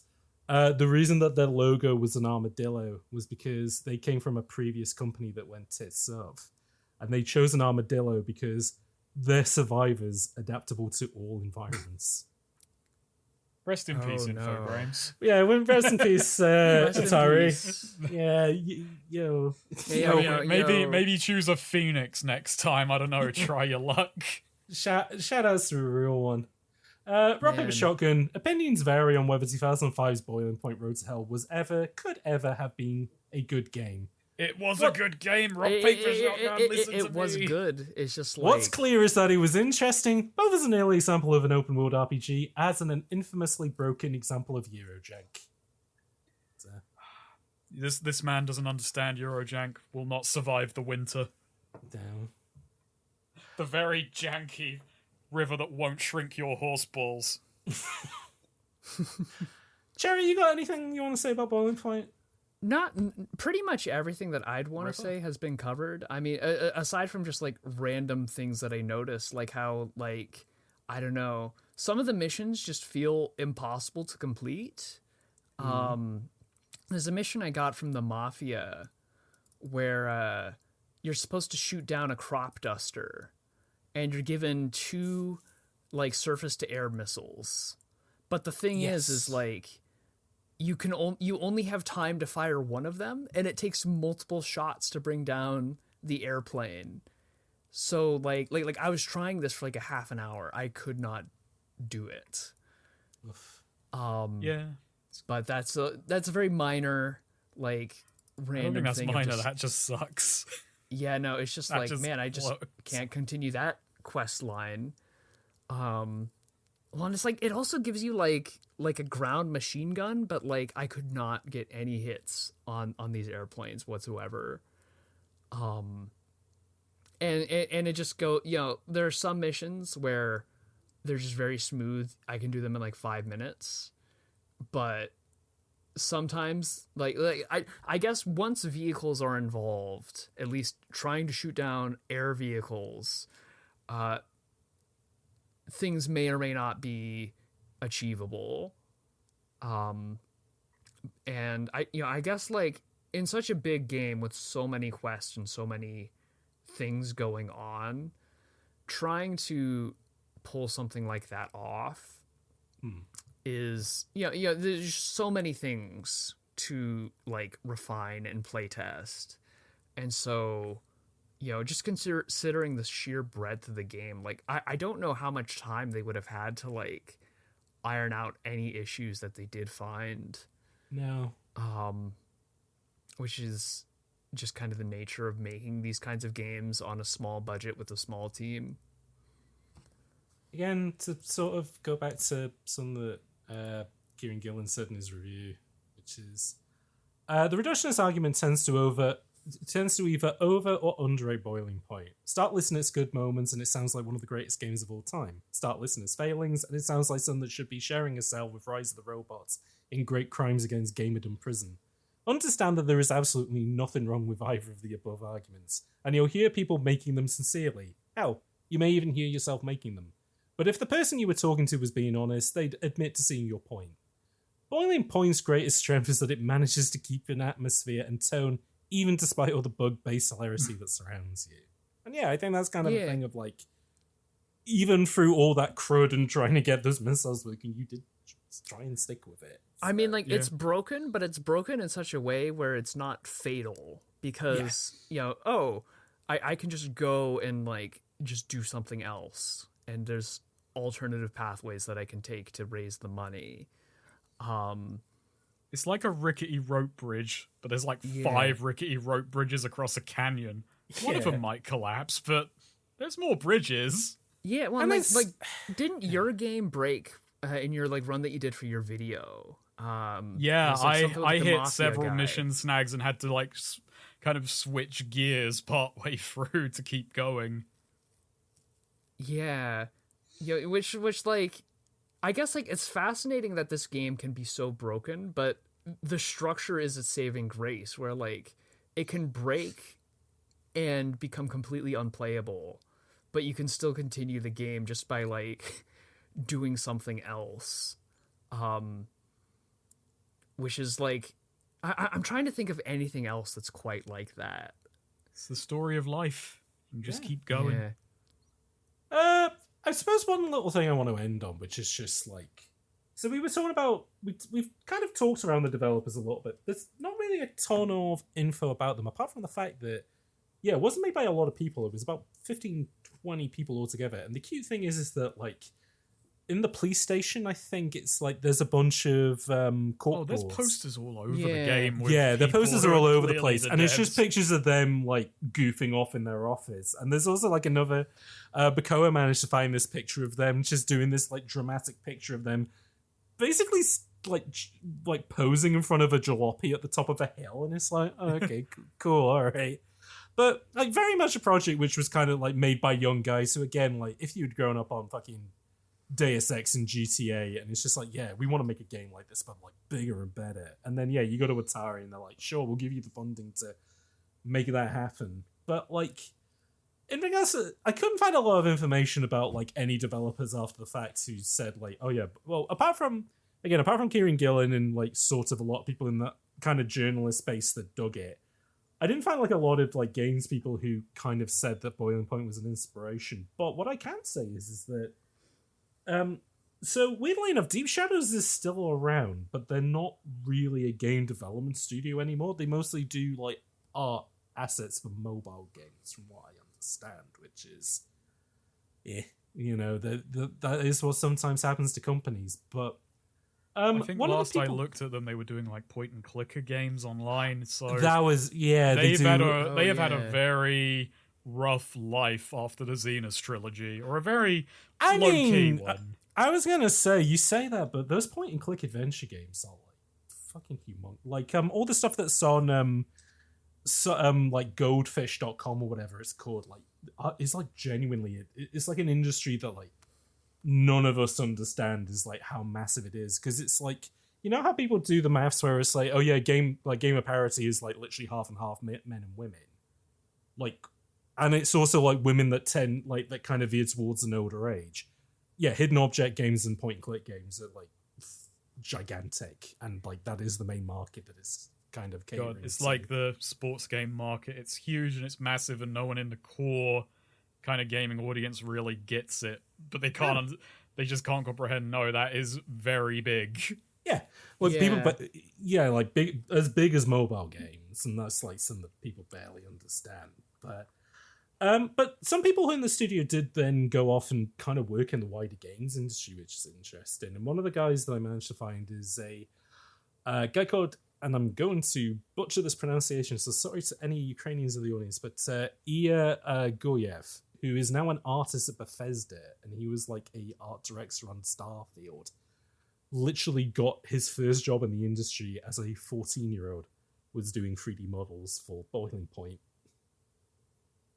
Oh, And interesting. the way that he got that job was basically, as a kid, like he showed like interest and proficiency in it, and his dad got him a like sort of a PC and like a on the sneak copy of like 3ds Max, which is how he started learning that sort of stuff.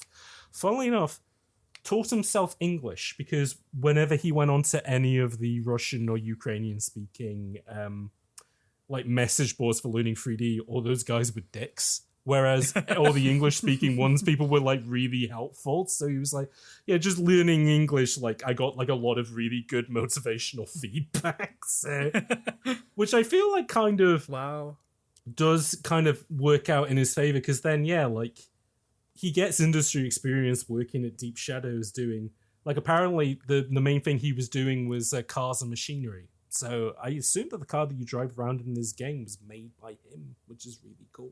But they are very detailed cars as well, with all the interiors and such. Well, But and yeah, not only that, but they also have like really like more complex than I was expecting damage models. Where like if you crash into like a tree, it will somewhat accurately reflect like it will deform your car around the side of the impact.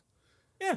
And even though I made the argument earlier of like, hey, if you like Fallout New Vegas, you might like Boiling Point. And I'm not going to say like, oh, this guy working at Bethesda brought over that influence. But I mean, there is something to be said about the fact that he got his start on making a FPS RPG, which is, you know, super ambitious, but like Icarus got a little bit, you know, it was a bit before its time, but is now working on a game which is kind of like on the opposite end, which is like, you know, massive Bethesda game, but you know, its ambitions compared to Boiling Point, you know, don't quite match up. But yeah, I don't know. It's just interesting, and yeah, like just goes to show that you know the games industry is a worldwide thing, and you know if you got the talent, you can sort of work anywhere. I hope.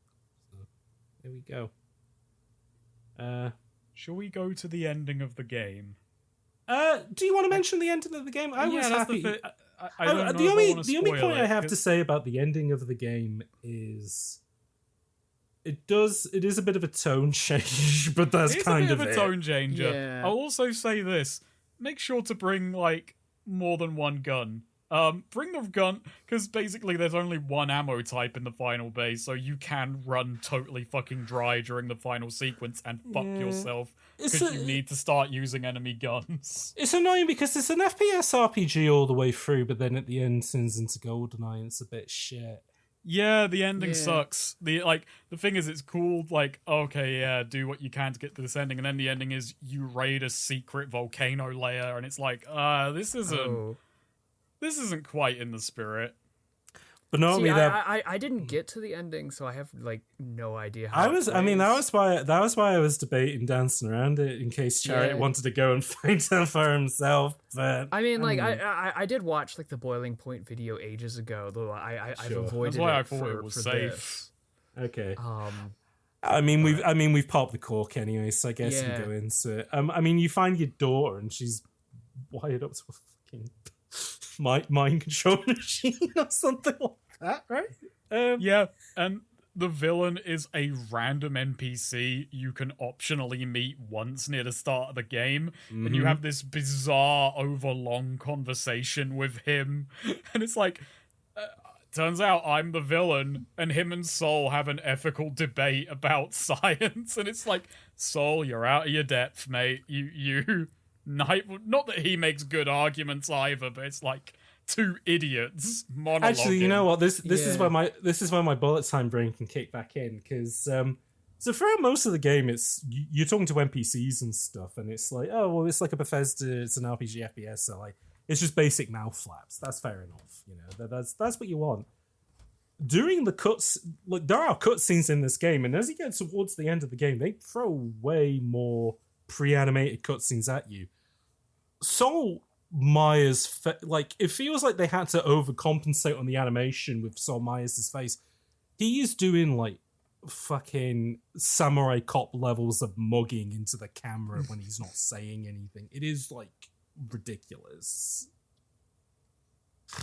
They got Arnold Vosloo. They were going to use that face, even if it's not a very well done Arnold Vosloo. No, and I can't imagine it was. I feel like they did moke out the facial animation. How they did it was, you know how in Mario 64 it begins with you pulling on his 3D face. Yeah, that's how they did all the anime. Like it was very early Source filmmaking. Oh yeah. I was gonna say like Gmod. Face. Yeah, it was very animation. Gmod, the face posing that he's doing. But yeah, you rescue the scientist, and he goes, "Yeah, your daughter's in a coma machine." And he goes, "Right, well, how do I get her out?" "Well, you could wait 3 days." And he's like, I don't know about that. And so the scientist My goes, favorite thing about this line is like, "Oh, well, if you take her out, it will kill her, but it should end in 3 days, 18 hours, and 11 minutes." Approximately. Yeah. It's like, why the fuck did you say approximately after that one? And then Sol Myers does big goofy face again. Or I guess you could blow up the generators. There's 8 of them. Good luck. And Sol's like, okay, where do I get TNT? Yeah. So does the game give you the option to just wait it out?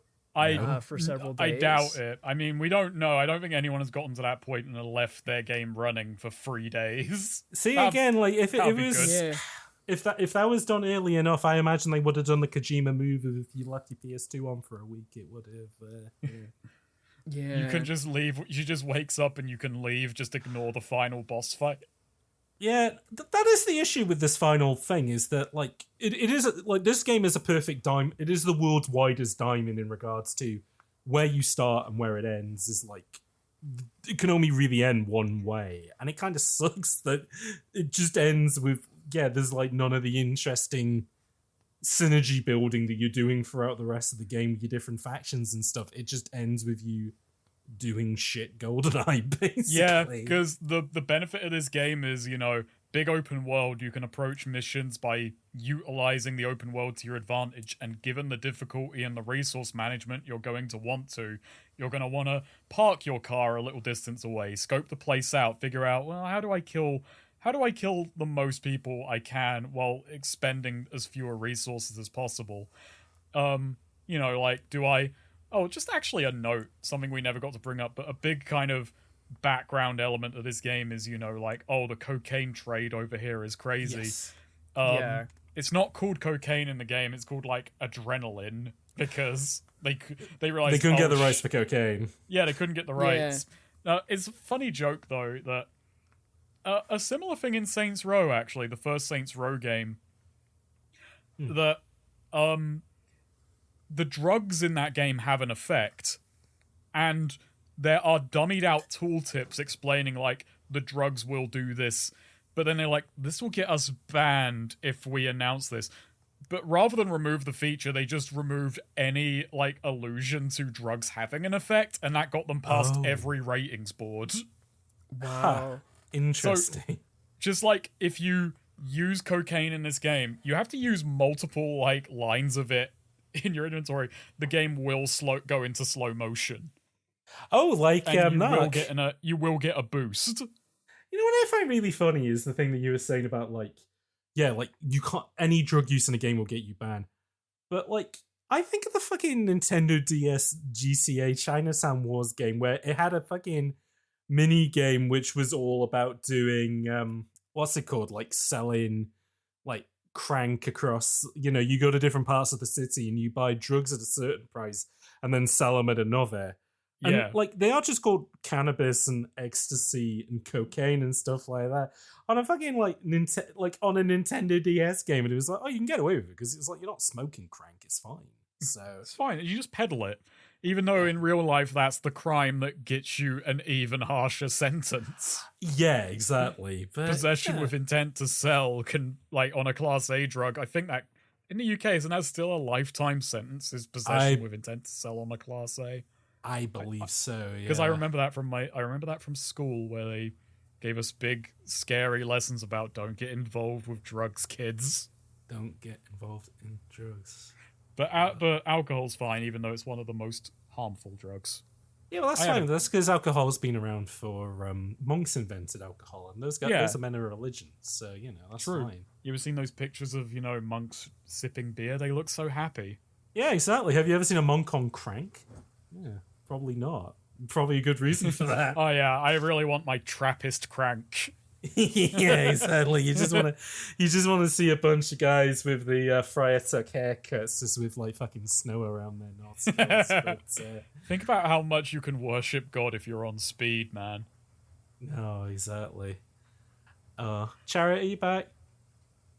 No. Okay. I'll cut these bits. I mean, while he's away, I'll try and get as much as I can of the final boss monologue. But actually, you say that. So it's really funny that you fight your way through the base, and you eventually come to a screen where Soul talks with the bad guy, who was just the random guy from the bar, and they have an argument where basically the bad guy scientist just says, like, you know, oh, there's no hope in this country, so I can just do whatever science I want. You know how bad it is? Kids pick up guns and they start killing each other at 15 here. That was the guy I was talking about, where it was like, he's very obviously written as like, yeah, a guy from the country who's like very invested in it, but he sounds like an American toothpaste salesman. I mean, it's like, the problem with you, white gringo, is that you don't understand what it's like. It's like, do you understand what it's like? The funniest thing about this confrontation as well, it's very revealing of Soul, that Soul, he just kind of says, oh, why did you come over here? Do you think you're some big American hero? And Soul, rather than saying the obvious thing, which is, you fucking kidnapped my daughter, you psychopath, did you not? He instead just meets him on his level of, well, what you're doing is wrong. It's like, Soul, your daughter's in the other room, mate. Like, you don't have to try and act the hero. You have familial reason to be here that you can just lean on, but no, it is about Soul in this moment. I mean, there is an argument to go back to what you were saying earlier about why you like Saul Myers, is that, yeah, his daughter getting kidnapped was like the lightest of pretenses that he needed to become a soldier of fortune. And so in this ending argument, it is almost like he's taking a side of kind of like he's become big boss at that point, and that's what he's arguing on, not the fact that you kidnapped my daughter. He probably forgot that Lisa was even in the same base. He's just like, nah, man, this is my James Bond moment. I'm in love. Oh yeah, no, he didn't even figure out that she was in the machine. He just thought she was sleeping. My favorite part of that cutscene as well, and him just being an absolute like failed serious Sam Duke Nukem who, you know, should be able to handle this argument and shut down the bad guy, when he's told kids in this country pick up guns at 15 and start killing each other, his fucking snapback is, well, they had a choice. They should have gone to college, and it's like, well, you know, there's also like a weird NPC quest that you can do related to this. Outside the gorilla base, there's a kid who's like 16 years old who's like, man, like they won't let me fight in the gorillas because I'm too young, but he asks you to go in and ask the gorilla commander to like let him in. It's like kids waiting outside a store so you buy beer for them. Yeah. So what did you do? Well, Saul Myers being an American, you know, he believes that everyone should know how to use a gun and to exercise that right. So right to he's like, oh yeah, like of course, this 16-year-old absolutely should be allowed to join the military. So I walked in and demanded that he be let in. Yeah. And it was very easy. The guy was like, oh yeah, here, I'll just add him to my own squad. And then there we go. Cool. Saul Myers recruiting more of the youth into understanding the joy of guns. I mean, the thing that he says about college is why I said earlier that he's like a fucking Top Gear watcher, because it is like, it's like the sort of thing that like a thickie who reads the Daily Mail would say. Like, they would see somebody like in a war-torn country. Like, you think, why didn't they just try harder? Why didn't they just pay go to college, mate? Look, my daughter did, and it's like, are you fucking fake? But again, like with Saul Myers, it's like, I guess he is. Like that's Saul Myers is a moron. Like he is. He's a dipshit. He's a dipshit moron. Yeah. He manages to fail upwards all the way to the end. To bring us back to that. Yes. Back right around to it. Yeah, blowing up the GoldenEye satellite. And And yeah, I mean, I'm trying to remember what happens between that and rescuing Lisa, which ends the game on the most condescending note. I mean, that is pretty much it. You blow it up, it's over. I can't even remember if you kill fucking scientist man. I mean, bad scientist man, not good scientist man. Not nice scientist man. Nice scientist man is safe. The guy who told you she might be in a coma for 3 days, 16 hours, and 10 minutes, he's okay. But okay, Gringo, scientist. Yeah, he's gone for, I guess. But yeah, the game ends with Saul Myers flying a helicopter, even if you didn't get your license for it, with his daughter alongside him.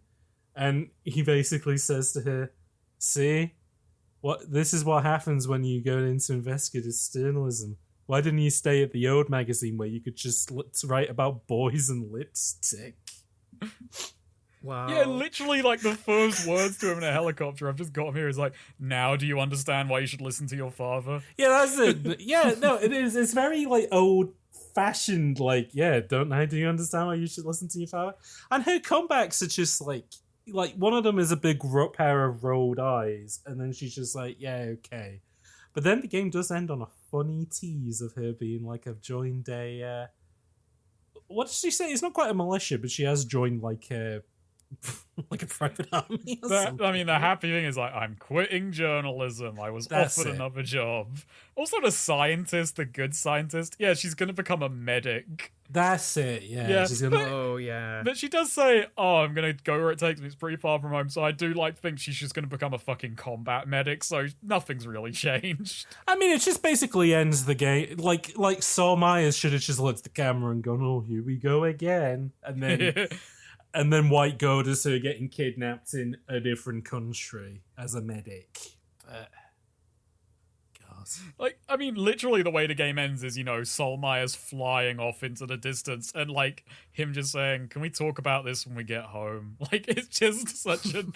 It's funny that all this... No, what I like to think is going through Sol's head during the ending is, like, there's two tragedies in life. Not getting what you want and getting it. He saved his daughter and now it's like, fuck, man. My action movie holiday's over. This sucks. He's just... I've destabilized a region. I put power into the hands of organized crime. They're probably expecting me to come back. Oh god, there's going to be police waiting wherever I land. This is fucked. Oh no. I will be watching my door at night, like... Well, that's why you have to do the quest for the CIA. True. That's how you get your way back, I guess. Yeah, from the most incompetent CIA officer you could possibly imagine. There's really good dialogue in the game actually. In the rebel town, so there's two towns in the game. There's the government town. And there's the guerrilla town, which is just on the other end of the map. It's a bit more run down. But the CIA agent in the guerrilla town has American flags outside his house and is blowing music. And if you talk to any of the residents, they're like, oh yeah, we know he's CIA, but we just let him believe he's tricking us because we don't want to make him sad. That's just bizarre dialogue. That's all right. That's a bit cartoonish even for this world, but... God. They're very nice in the Gorilla Town. They're very, very friendly to the CIA spy who's really bad at his job. Is the CIA spy the one who literally has a fucking American flag tie? Yeah, he's an American flag tie, and he emphasizes, like, how you have to be top secret with all of your missions. He's like, remember, being incognito is the most important thing. Literally everyone has sussed him out, but they're just too nice to tell him. It's perfect writing. Yeah, it's English probably wasn't their first language, but just perfect writing across the board. Nothing to argue about with that. Top grades. You know that we were talking earlier about how, like, in reviews you don't have to mention music. We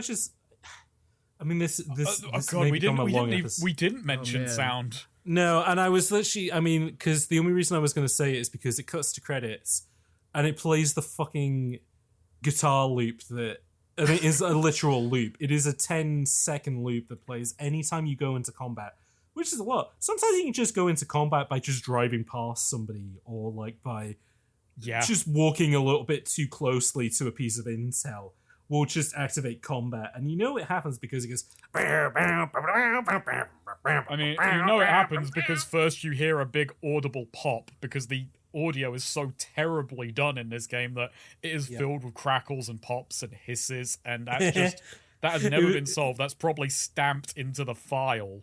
It was recorded off a radio somehow. Yeah. Yeah. God. Okay, we can complain about sound. You know what's weird about the credits just being the guitar loop is this is something that's lost in the Steam version, but the game's installer has a bespoke music track. Yes, you've told me that. That is a big soul hero song, like from the east to the west. It's like, what the fuck is this song? It's coming to the boiling point. It's like, what the fuck is this song? Atari commissioned that, I reckon. Yeah. They had some money left over and they were like, yeah, let's put this on the installer. Genuinely, look up like boiling point install music and listen to it. It's like this big, like, wonderful soul hero song that's like, it's talking up this grand adventure. It's like, it's making out Soul as this big mystery man who's on this epic quest, and it really doesn't fit the idiot you play as. I might put it at the end of this episode. Just so please do. Please do. Yeah. It's I like how they I really worked like in that a boiling well. point reference. Yeah. Yeah, to the actual name. No, exactly right.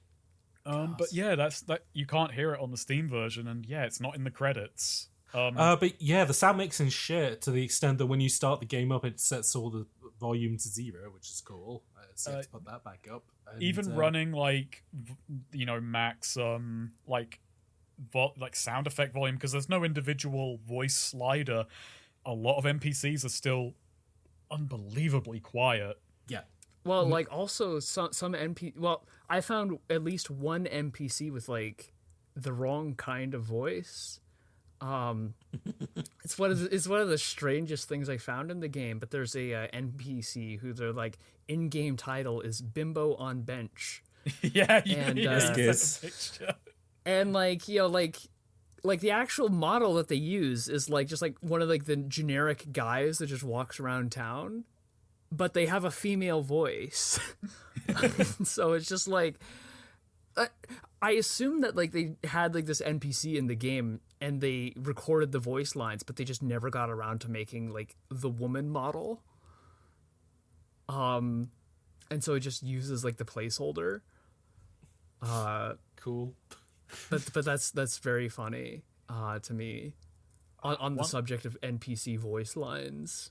I got one more note on sound, which is, man, the tinnitus sound in this game is fucking loud. Oh, yeah, so you played this on stream, and I actually... The game actually flared your tinnitus, which wasn't very nice. Well, I remember I paused, I got hit by a grenade, and the game, like, you can... Because the game's audio is so poorly done, like, all other sound stops for a moment where it's, like, loading tinnitus sound, and I just paused the game, turned the stream's audio off so only we had to hear it. It's like...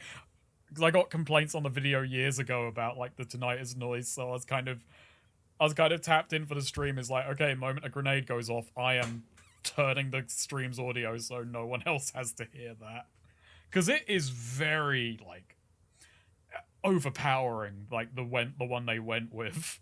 Yeah, it's a bit, and it's just the mixing in this game is bizarre. Like the guns don't sound very good, but I mean the guns don't feel very good either. But again, yeah, there's a big thing with this game as well, because it doesn't communicate when you're tired too much, aside from Soul occasionally yawning.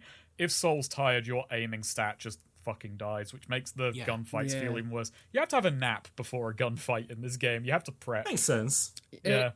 And on the subject of naps, another hilarious random bit of this game is like if you've already slept and you can't sleep anymore and you try to sleep, Saul Myers will just say, "I'm too full of beans to sleep." such bizarre choice of words. I'm too full of beans. I'm too full of beans. Saul does not strike me as a guy who will ever in his life say, "I'm too full of beans." He's a beamed up white boy. That's what I feel. He's not Saul Myers. He's not a beamed up white boy. But he is goated with the sauce. He is goated with the sauce. He's goated with the soul. Oh yeah. Oh, Better Call Saul. That's what his That's what his wife says before she rings up Sol. I have a point which might bring us to the end of Boiling Point, which is just we began talking about with obviously you covered this game a long while ago and you've been itching to kind of get back to it. Has anything changed in like your thoughts or opinions on Boiling Point? God, yes, kind of. I mean, here's the thing about it. I kind of want to do a new one. I might just when I get time and when I do other games, but it's like when I was replaying it, I just had this feeling of I get this more. Like I feel like I was coming at it from a much more immature perspective, and I think several more years of playing other jank games, kind of coming back to Boiling Point was more. It would actually deepen my appreciation for. Oh, this still feels totally unique. Because when I made that video, I hadn't delved as much into other jank as I had then. So it kind of felt more special going back and it's like, oh, there's even more here that I didn't know about. And it still feels like a game I haven't fully cracked. So going back to it was kind of... Yeah, it hit me in that way where I displayed that moment on stream where I was driving up the airfield and I was hit by a feeling which I hadn't had in a game in a long time of this world feels massive. Like, yeah, the kind of childhood wonder of a game shouldn't feel this big. And it's like, why can this game still do that for me? And I brought that up earlier on as like me trying to put words to it. It's like, why is this it's still effective. This game still like hits me in a way. And I'm hoping now that I can approach it a bit more maturely, a bit more experienced. But I'm glad that it can still kind of speak to me who played this as a child and was kind of struck by, this is fucking huge. This is impressive. But now I more get why. I can kind of more break down what kind of impresses me about it. Chariot, are you glad to have finally got around to playing Boiling Point?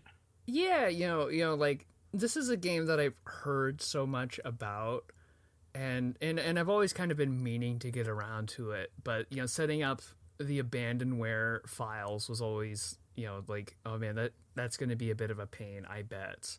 Yeah. And so like it was always something I meant to get around to, and now that I've played it, yeah, I'm happy to have seen what I have, and I'll probably go back and continue the game. Yeah. I'm 20 hours in. I don't know how close to the end I am. Because like I have a couple of theories about stuff that I can do to progress further, and I like weird jank games, and kind of breaking these things apart kind of I think does a lot to either like emphasize the things that I like about games, and I think like one of the things that I think I'm really drawn to in games is kind of emergent storytelling. Yeah. And kind of narratives that stem more from gameplay than like stuff that is just happening to everybody. And as an RPG, I think Boiling Point really is brilliant in that regard, where like any two people that play it are going to have completely divergent experiences. Yeah. And that's just like like it kind of goes back to me as a kid being obsessed with like Dwarf Fortress and being like, wow, like every run is going to kind of be its own distinct thing, and it'll never be the same experience for two different people. And this isn't as expansive as Dwarf Fortress by any means, but it kind of taps into a kind of similar related form of storytelling that I personally find very intriguing to look into. And so for that alone, I really appreciated looking at Boiling Point. Cool. Yeah. Oh, well, positive all round on Boiling Point then, I suppose. So, I have Boiling Point pilled Chariot. You've Actually, been, no, I didn't. Boiling Point did that. But you and Chariot have been boiled to a point. Yeah, I have hit the boiling point. You have both hit Boiling Point. You both my grimaced. face is exploding. Your faces have Nostalgia exploded. critic is The coming out of me.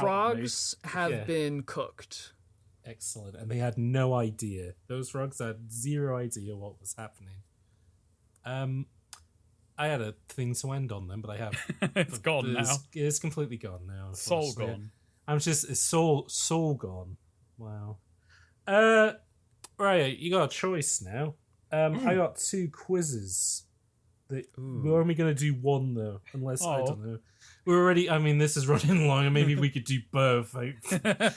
Basically, so I decided to do. So GFK chart track again. So this would have qualified for the charts 21st of May 2005. Now, you got a choice. I did the console one, which I've put brackets easy, but there is also the PC format chart, which I've put in brackets hard. So Ooh. I guess I will say. I mean, we can do both if you want, but I Maybe guess we should start with easy then, if there's an opportunity Yeah, to do should both. we do? Let's do consoles first then. I think. Yeah. And if it does, and if it runs too long, we'll put hard somewhere. I don't know. Hard will do. We'll have to will do come is- back for another 2005 video game. Yeah, we'll have to find a game that released on the same day. Day We'll is do one of boiling these. point. Shouldn't be too hard, I don't think, considering what's in the charts. Okay, we'll do consoles then. Consoles, I think you'll get. PC, like, I'll tell you how hard the PC one is. I've had to write notes for some of them because, like, I have no idea what these games are. Chariot, I feel like would though. I think the PC charts. 2005 PC gaming was in a bit of a low ebb, so yeah. Yeah. So Which is okay, tragic. we'll start with consoles then. Anyways, but first question that I always ask is, where do you think Boiling Point Road to Hell charted on the all format chart this week? Number 15. I think it's going to be a bit lower than that. I'm going to say 20. You're both wrong. It didn't chart whatsoever on the all formats charts. That doesn't surprise me. Yeah, that makes sense. Yeah, this came to a fanfare of nothing. That was mostly why I had a look at the PC charts to see if it was a different story. But no, so yeah, didn't even make all formats, but these games did. Starting with number 1, which is a non-mover this week. It is a game based on a recently released film and is named after such a film. This is 2005, right? That's correct. Okay. Game Summer based on a film. 2005, I would say. as Summer well. 2005. One of the biggest films of this year. Was it King Is this Kong? Return of the King? It's not Return of the King, because I think that's 03, and it's not King Kong, because I think that's also 03.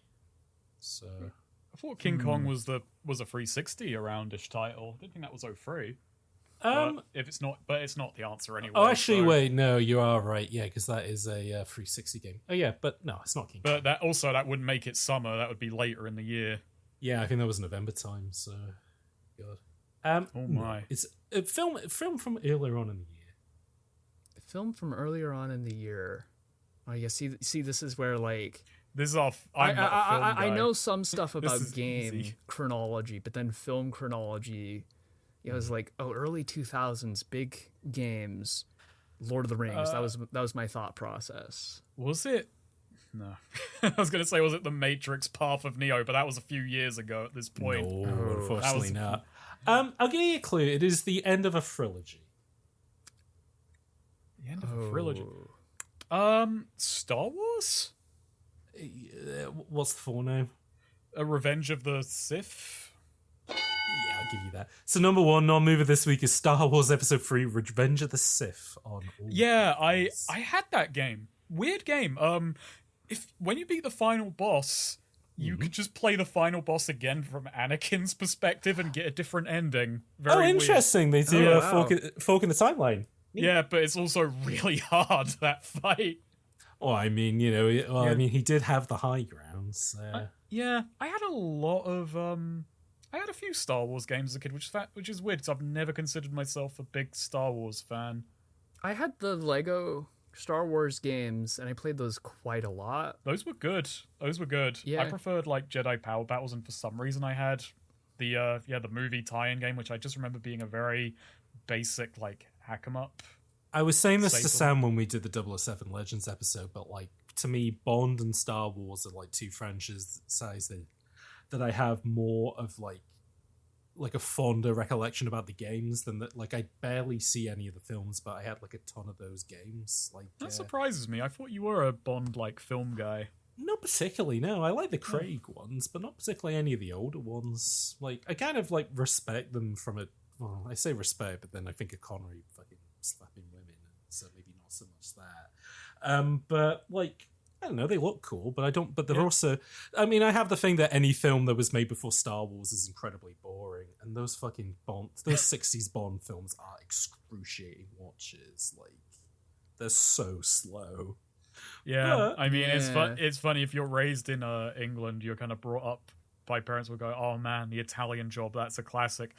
Never try to watch The Italian Job. It's No, I was like, plodding. there's another podcast where they said a similar thing, which is like the Americans, like they have all these classic films like Casablanca and The Godfather, which are still watchable, and then in the UK, it's like, oh yeah, but The Italian Job is on that level, and it's like it's really not. The Italian Job fucking sucks. It's so terrible. It's so dumb. You watch it and you just kind of go, when is he gonna say, "I told you not to blow the bloody doors off"? And that's the highlight. You're waiting for one fucking line, which that's is like leaned on. that's like 2 hours into a 5-hour film. So. Oh my gosh, 5 hours. Well, it feels like No, a 5 it feels like it.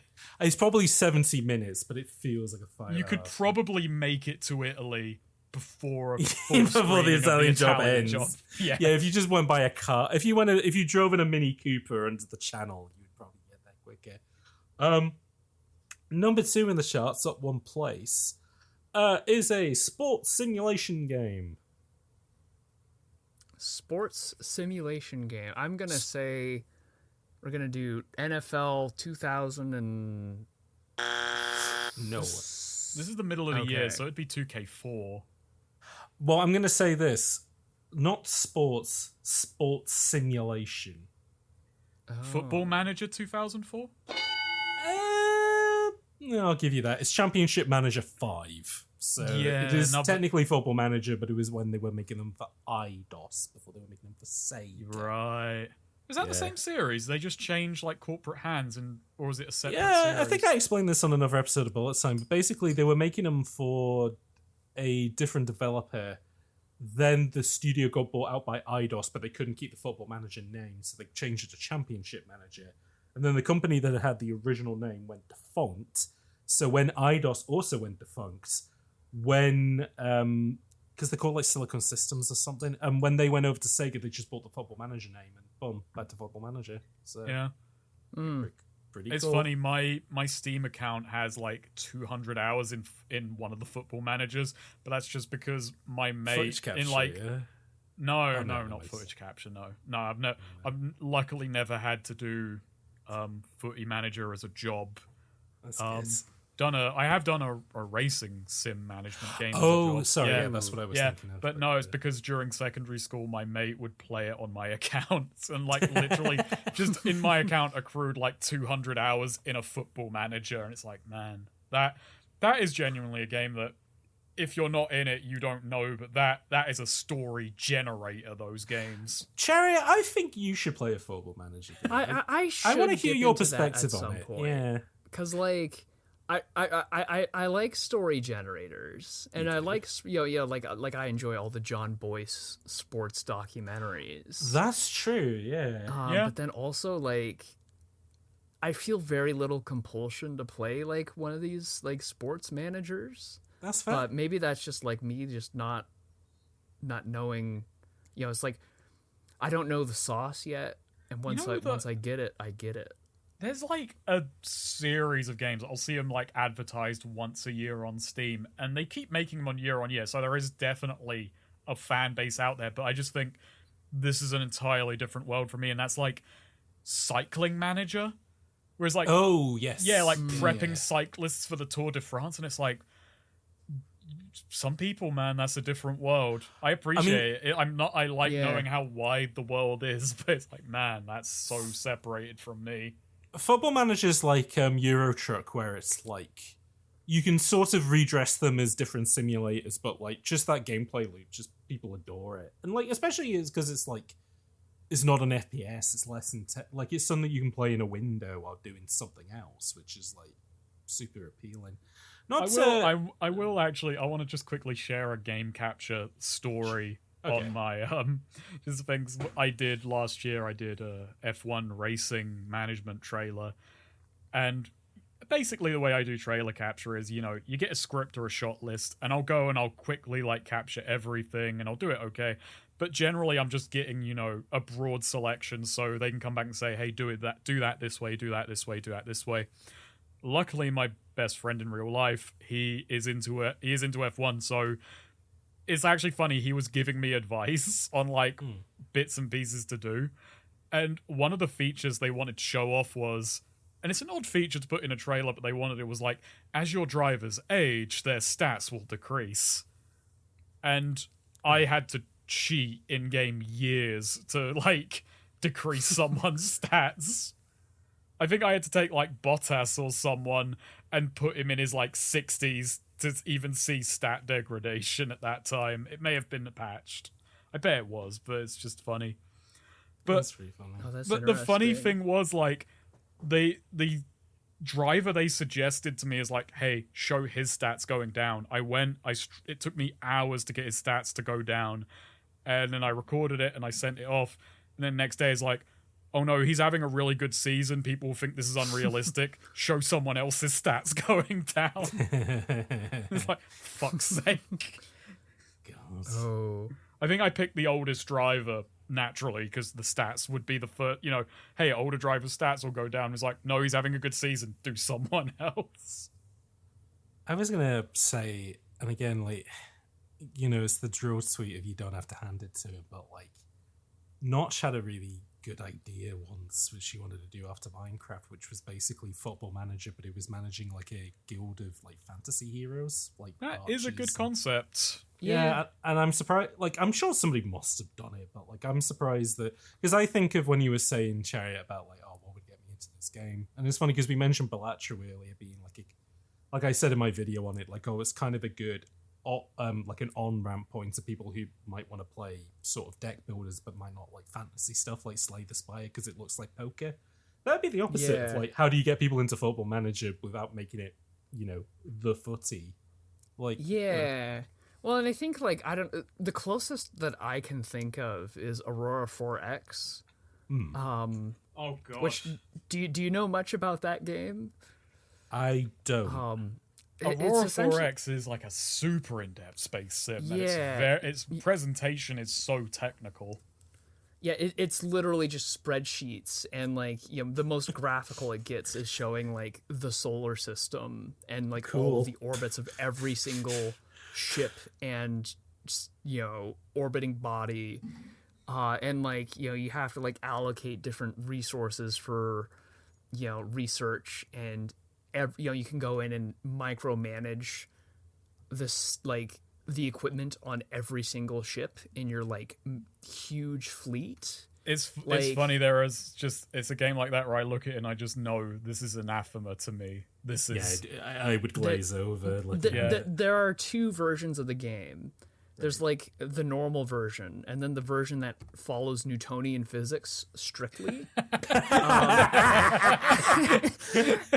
I can just imagine just people demanding that, but there's like 5 people outside the studio slamming the doors saying it doesn't follow proper Newtonian physics. Yeah, which I think like that alone tells you kind of the mindset that the game the fan base of those games. Yeah. This game is for these people, and just they have that, man. They have it. Like the developer's whole philosophy is like, I'm not making this for anyone else. He's just like, I really like war games and really like in-depth simulations, and so I'm just gonna make like, he's been working on it for like 13 plus years, and he's just like, he said he was gonna make it for himself, but he might as well release it for other people in case they want to play it. That's awesome though. Yeah, That is really good. He's great. I actually do have a lot of respect for the developer. But I do like then having a fork, which is a different physics model. Yeah, it's Newtonian. Speaking of Newtonian physics models, in third place, down one place from last week, is a racing simulation game that would use Newtonian physics in it. F1 2004? It's not F1 2004. Oh. It is not an F1 game. Is it NASCAR 2004? It is not NASCAR, and I'll give you this clue: it's GFK. So we're not seeing any NASCAR. This is a list for British people. Obviously. Or say again what it's from? It's not. Well, this is the British charts, so no NASCARs will be on this. Oh, so okay. No stock car racing. No stock cars, no F1. Is it the latest Need for Speed, Most Wanted, or what have you? It's not the latest Need for Speed, though, but you are getting close in regards to it being a big franchise. Midnight Club. You know what? I'll give you that point because at number 5 this week is Midnight Club Free Dub Edition. So, Yeah, good game. I like the Midnight Club. It's pretty decent. But no, this is 2 places higher. I'll give you a clue. It's from one of the big 2 franchises in racing simulation. Ooh. Is it Forza? It is, but which one? Oh gosh, 2005. I do not know the naming scheme. Yeah, I don't know the naming scheme either, and I was there for it. This is not you're gonna tell me Project Gotham was 4 next, and it's just this was a racing week. Bloody hell. I mean, it's just like Forza. Well, they're called Forza 2004. No, I mean they're called Forza Motorsport, and then they stick a number at the end of them, unless it was the first. Forza Motorsport 3. It's not the third one, no. Earlier than that. Forza Motorsport 2. No.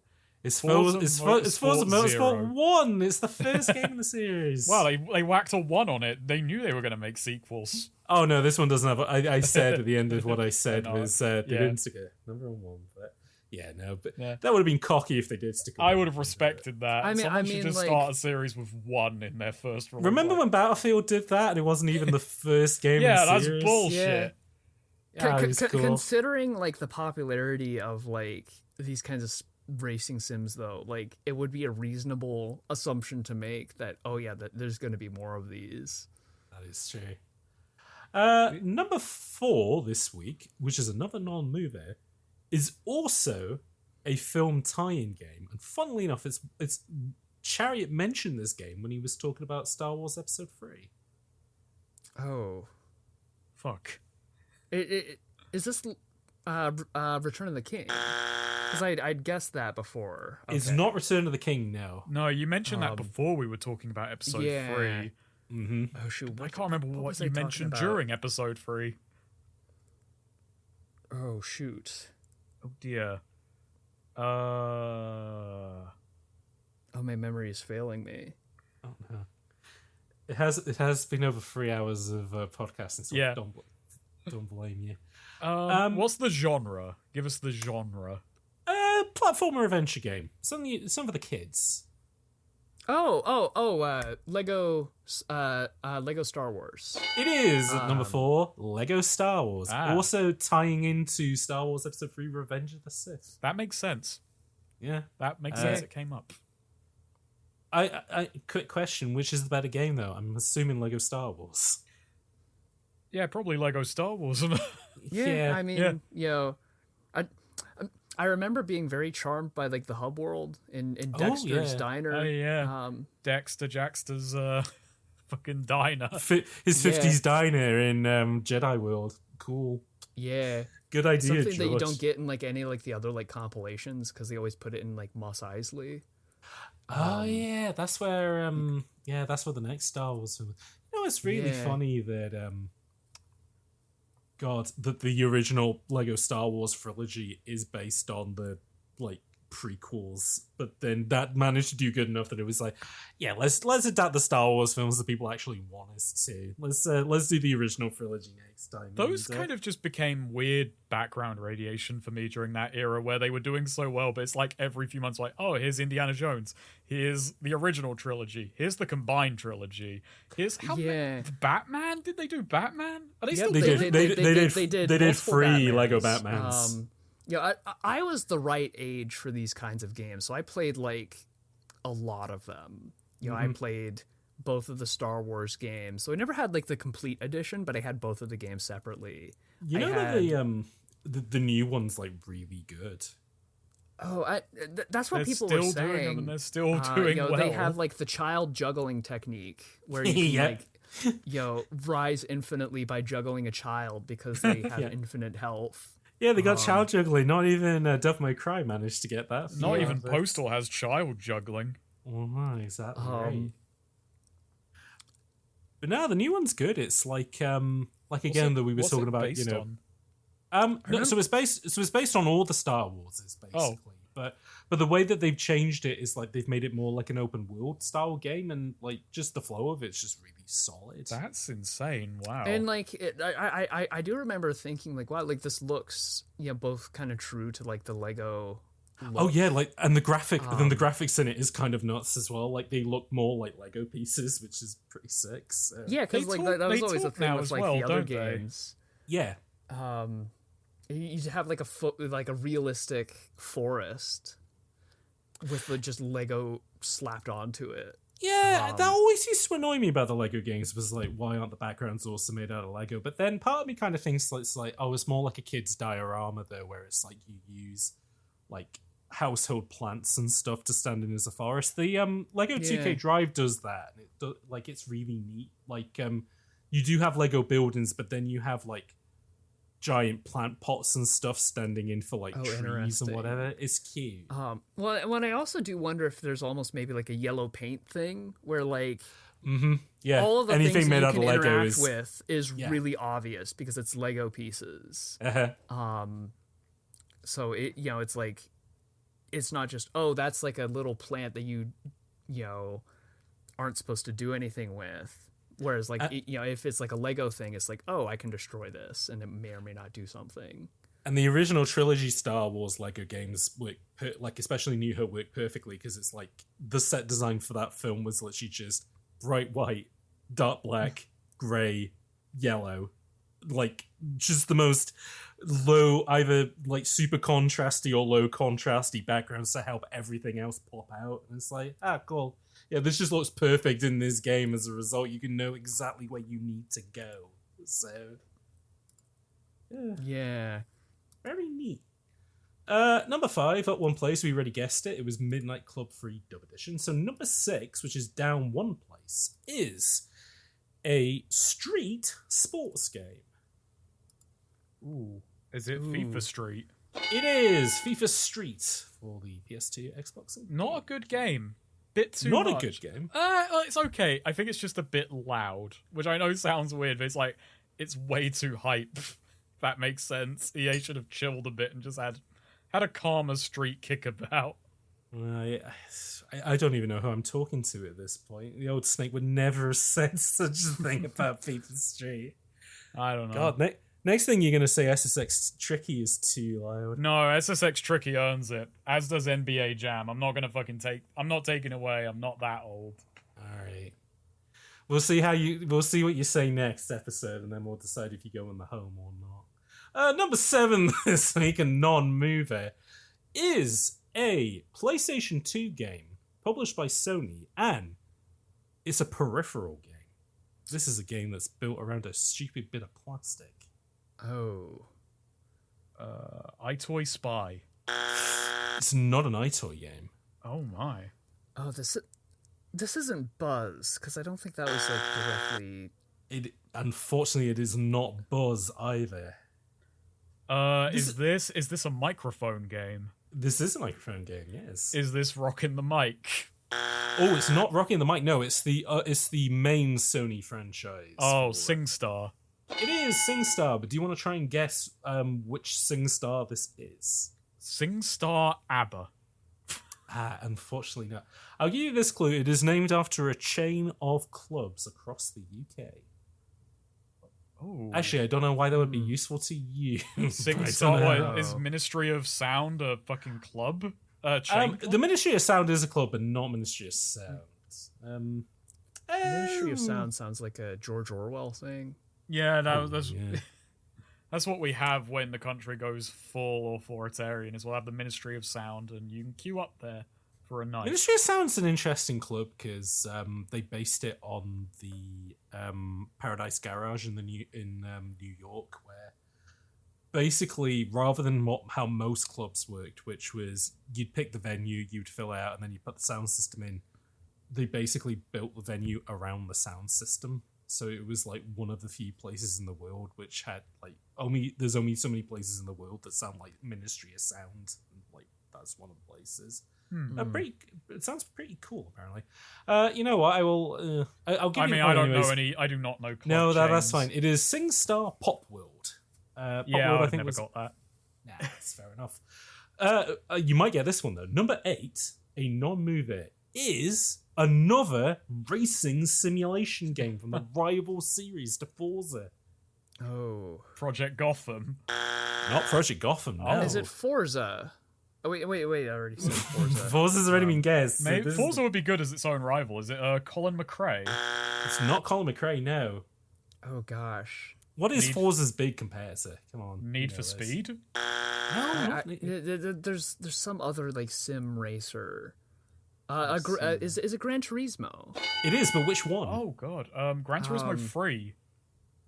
Not 3, no. The 3 was a bit earlier than this one. 4 then.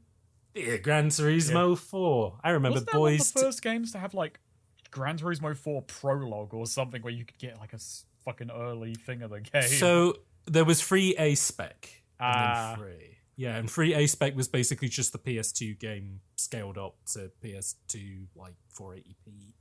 I will say that Gran Turismo 4 though is one of the few like PS2 games that can be played in 1080i.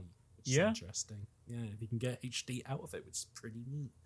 I remember, because I was 14 when this game came out, and I was in secondary school doing D&T woodwork, and a bunch of boys just left class early to go and play Gran Turismo 4. So cool to them. I didn't have a PS2 at the time, so I did not do that. One game I did play though at the time, because it's number 9 up one place, is a Ubisoft published third-person shooter. Oh.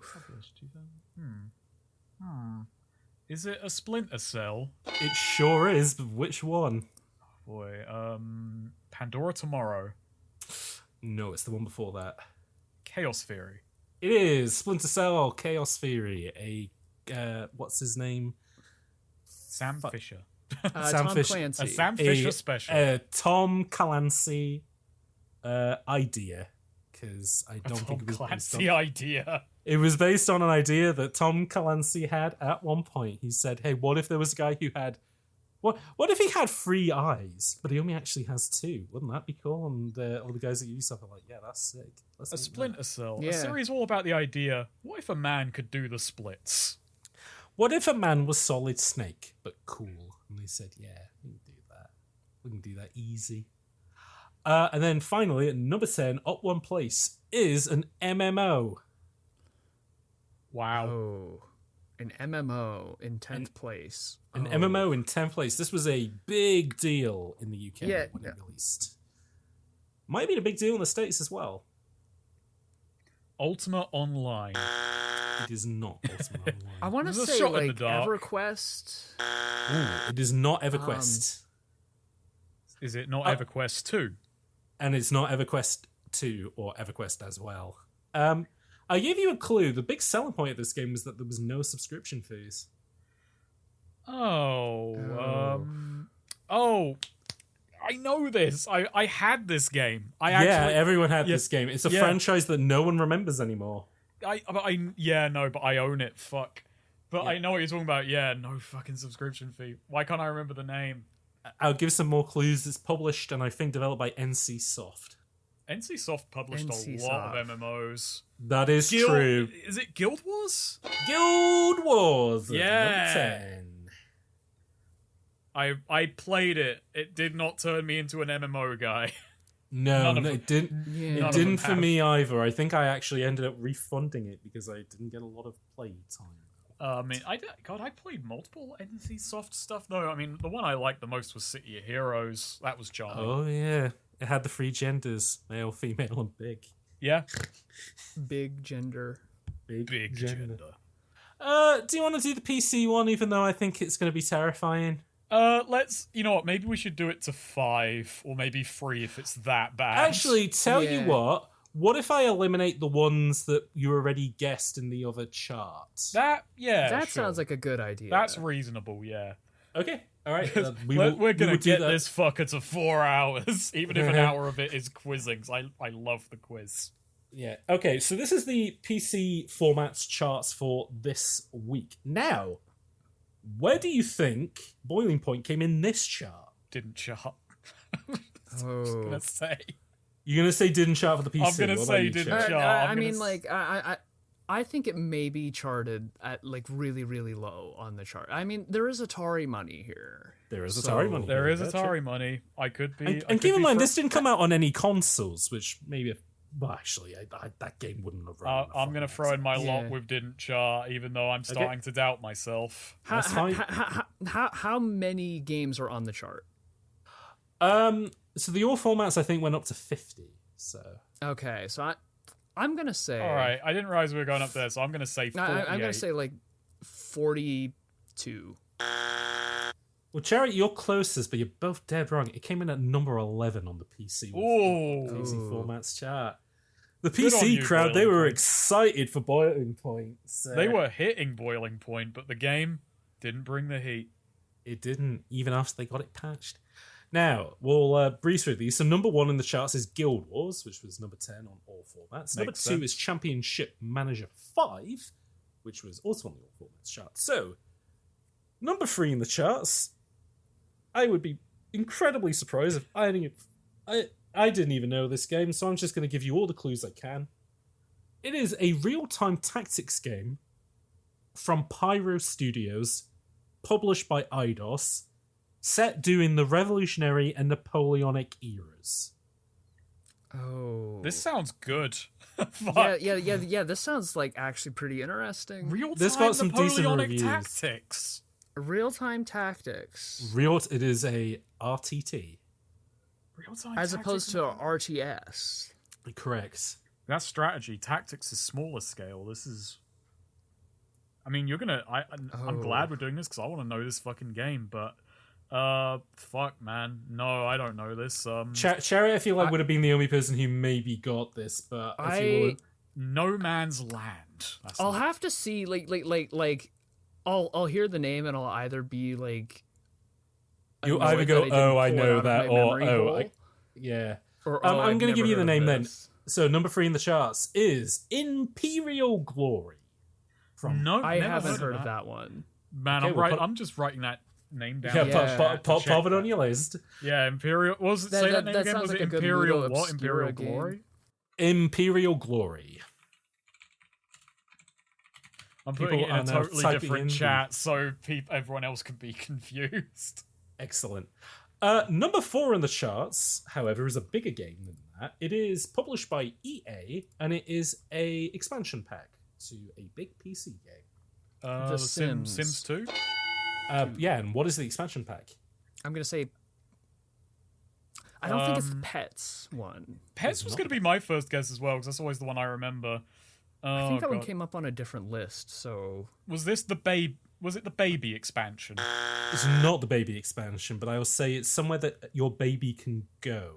is it? Oh. Is it the city? It's not the city. Is it Sims 2 University? It is the Sims 2 University, which I believe has appeared on the chart a couple of times. I think that was the first expansion for Sims 2 as well, that one. Yeah, because they because for some reason the 2 focused on like places of education, which was interesting, versus Yeah. 1 which was like everything, and then 3 which was mostly furniture. Number 5 Yeah. on the charts is an MMO. and I would say it's the MMO. Wow. World of Warcraft. Yeah, we both get it. It is World of Warcraft. Oh no, I was just saying wow. Whoa. Wow. Whoa. Yeah. Wow, indeed. Number 6 in the charts is an first-person shooter. Half-Life 2. It is Half-Life 2, published and developed by holding Valve. out. I imagine that has been on the charts since it came out in 2004 on the PC charts. Yep. Number 7, Okay, so that's confusing. So even though I said that Championship Manager was the guys who made Football Manager, number 7 on the charts is also Football Manager 2005, so maybe I was completely wrong. Maybe they were competing for a while before one survived. Maybe they were, yeah. Number 8 in the charts is a EA published big PC game, which had a big expansion come out for it this week. Crisis. No, is a game you already get. Well, it's the expansion you already guessed. Oh. Is it going to be The Sims? Pets. Pets.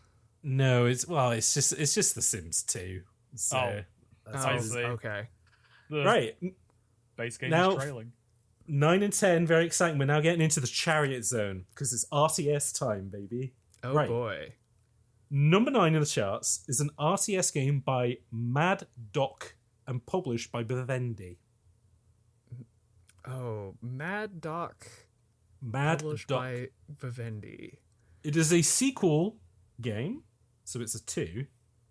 And I will say, according to my notes, it is similar to Age of Empires. The game is split into epochs and contains multiple nations. Oh, I think I've heard of... There's a video I was watching back of like a bunch of old RTS games you might not remember. Mm-hmm. And I remember hearing about this, but I do not remember the name for the life of me. Snake, what's your RTS knowledge like? Bad. Like, my only thought is Age of Mythology, but no, that's not it whatsoever. No, it's not Asian Mythology. This is made by a different developer. I'll give you a clue. It is an alliterative name, and both words begin with the letter E.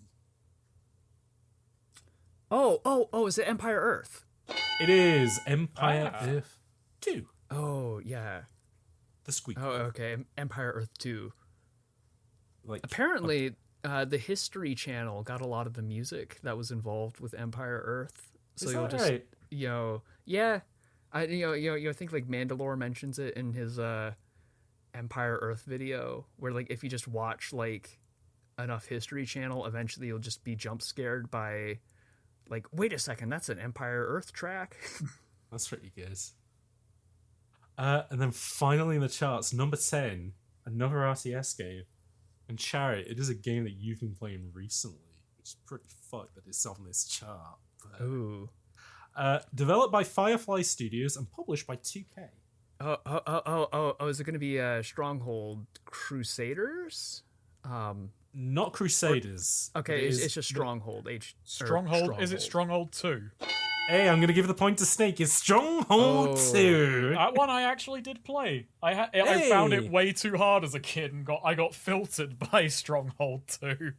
I got filtered by Stronghold 2. Number 10 in the charts. No, I think that should probably still go to Chariot because he was the one who led to that tip. Yeah. True. I felt like I needed to give you a point in the RTS round, though. So, God. But there we go. Yeah, so that is the top 10 for the consoles and top 10 for the PC. Wow, 2 completely different worlds, huh? Yeah. Man, like imagine having many different RTS games in the charts. That's something different. It's a different time, man. That was a time of racing and strategy. Yeah. To be honest, the UK charts is always the time of racing. We do racing. Like racing. We are. It is genuinely funny how like.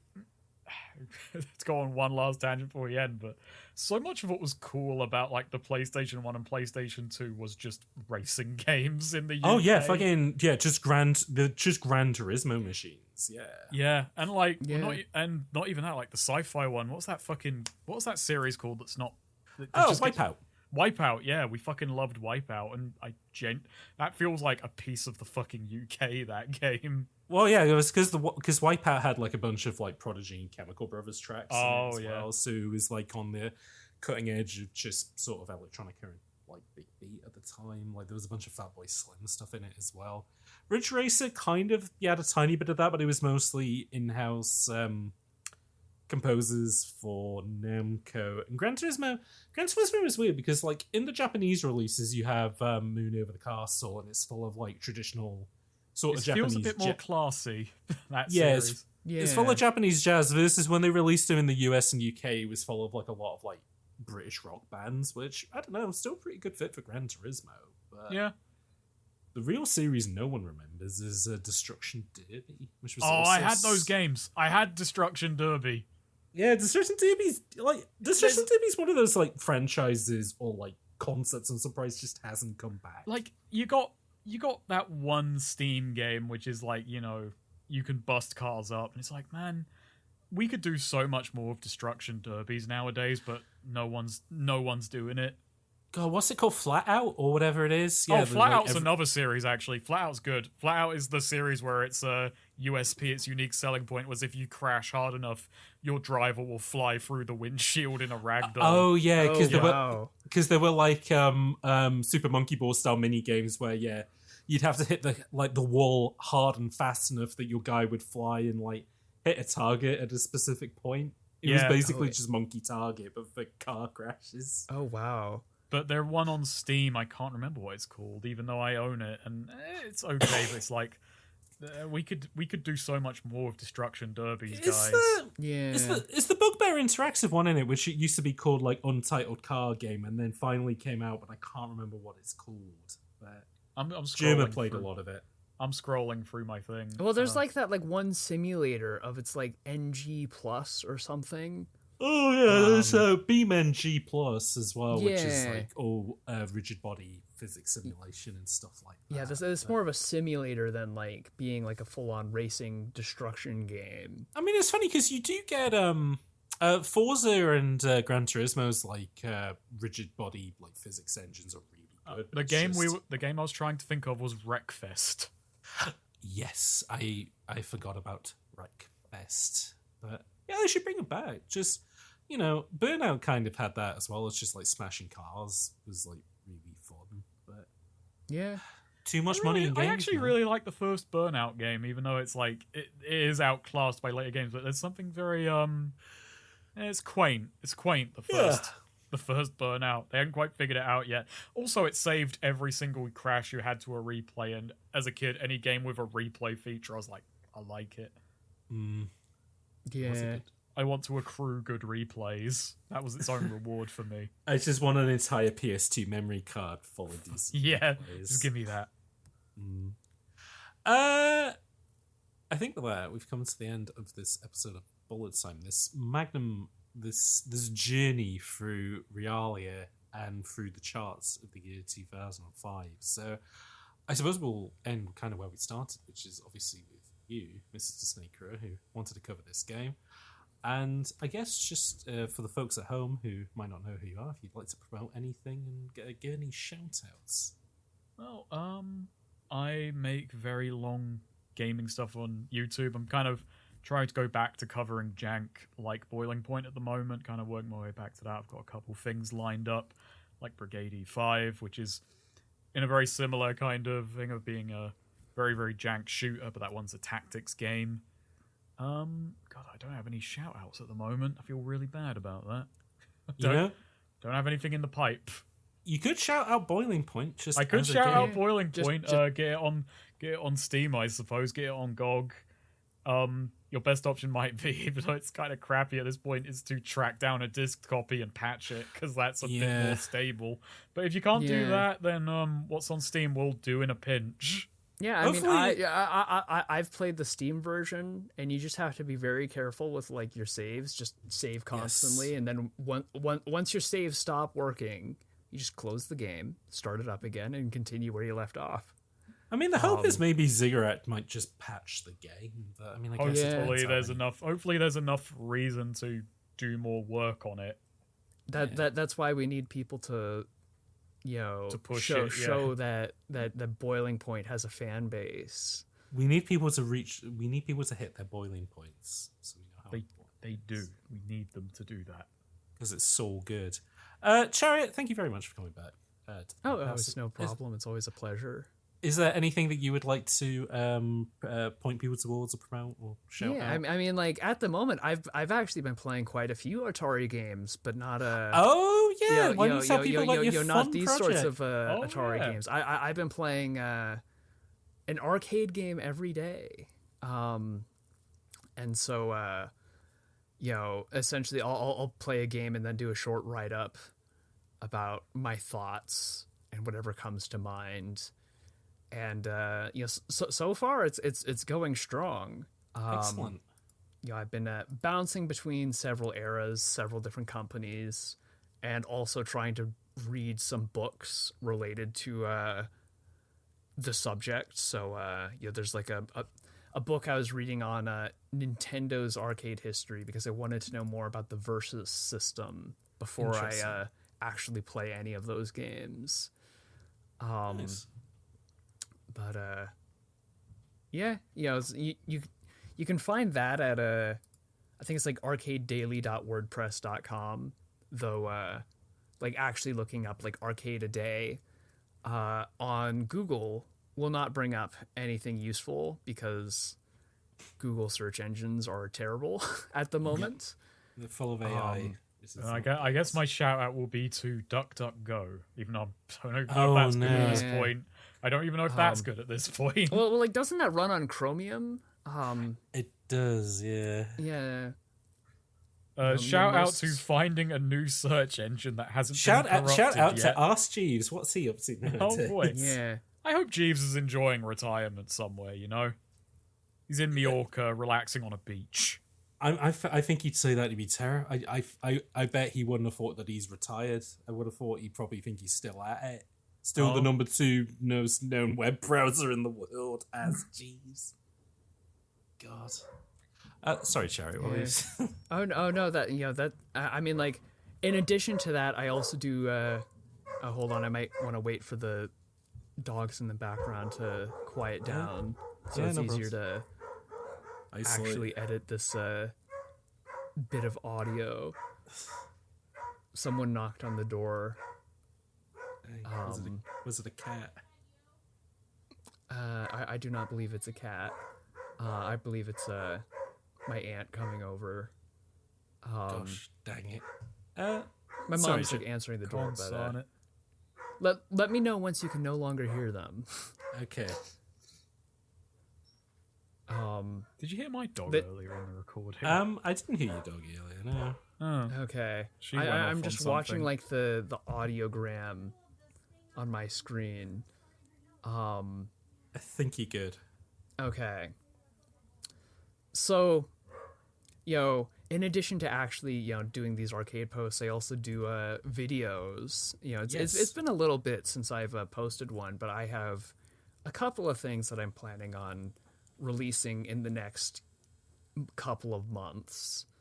So go to just ChariotRider on YouTube, and you'll see my videos where I talk about weird, obscure games.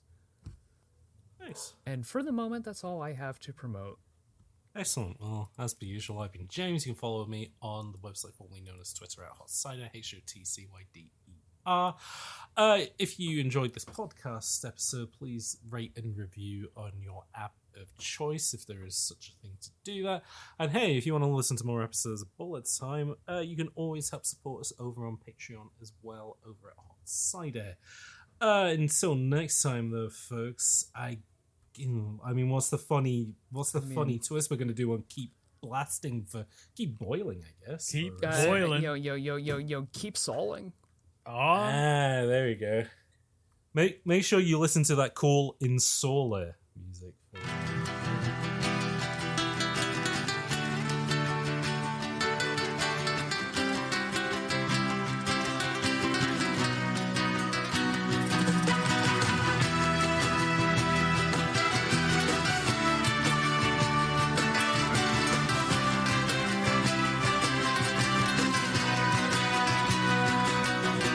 Once upon a time, between us and dirty crime, when bombs hit you out and spit you out, how to say get started on the road. Sappy stutter was get lost in a land of corruption and white trust. Guerrillas are hard on his neck. Even the police want him hush. He was walking on the thin line, getting his own crime. Was dealing with the devil, and his fear he has hide. From the north to the south, from coming to the boiling point. From the east to the west, take care what's happening with your own. From the north to the south, from coming to the boiling point. From the east to the west, take care what's happening with your own. The boiling point.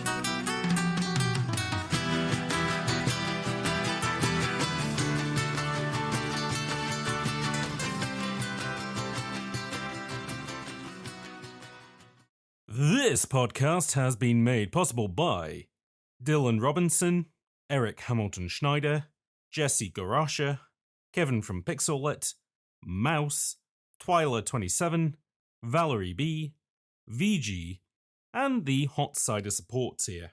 If you'd like to help with the production of episodes and gain access to extra content, consider supporting over at patreon.com/hot cider. That's HOTCYDER. A special thanks to Max Coburn for the Bullet Time theme tune.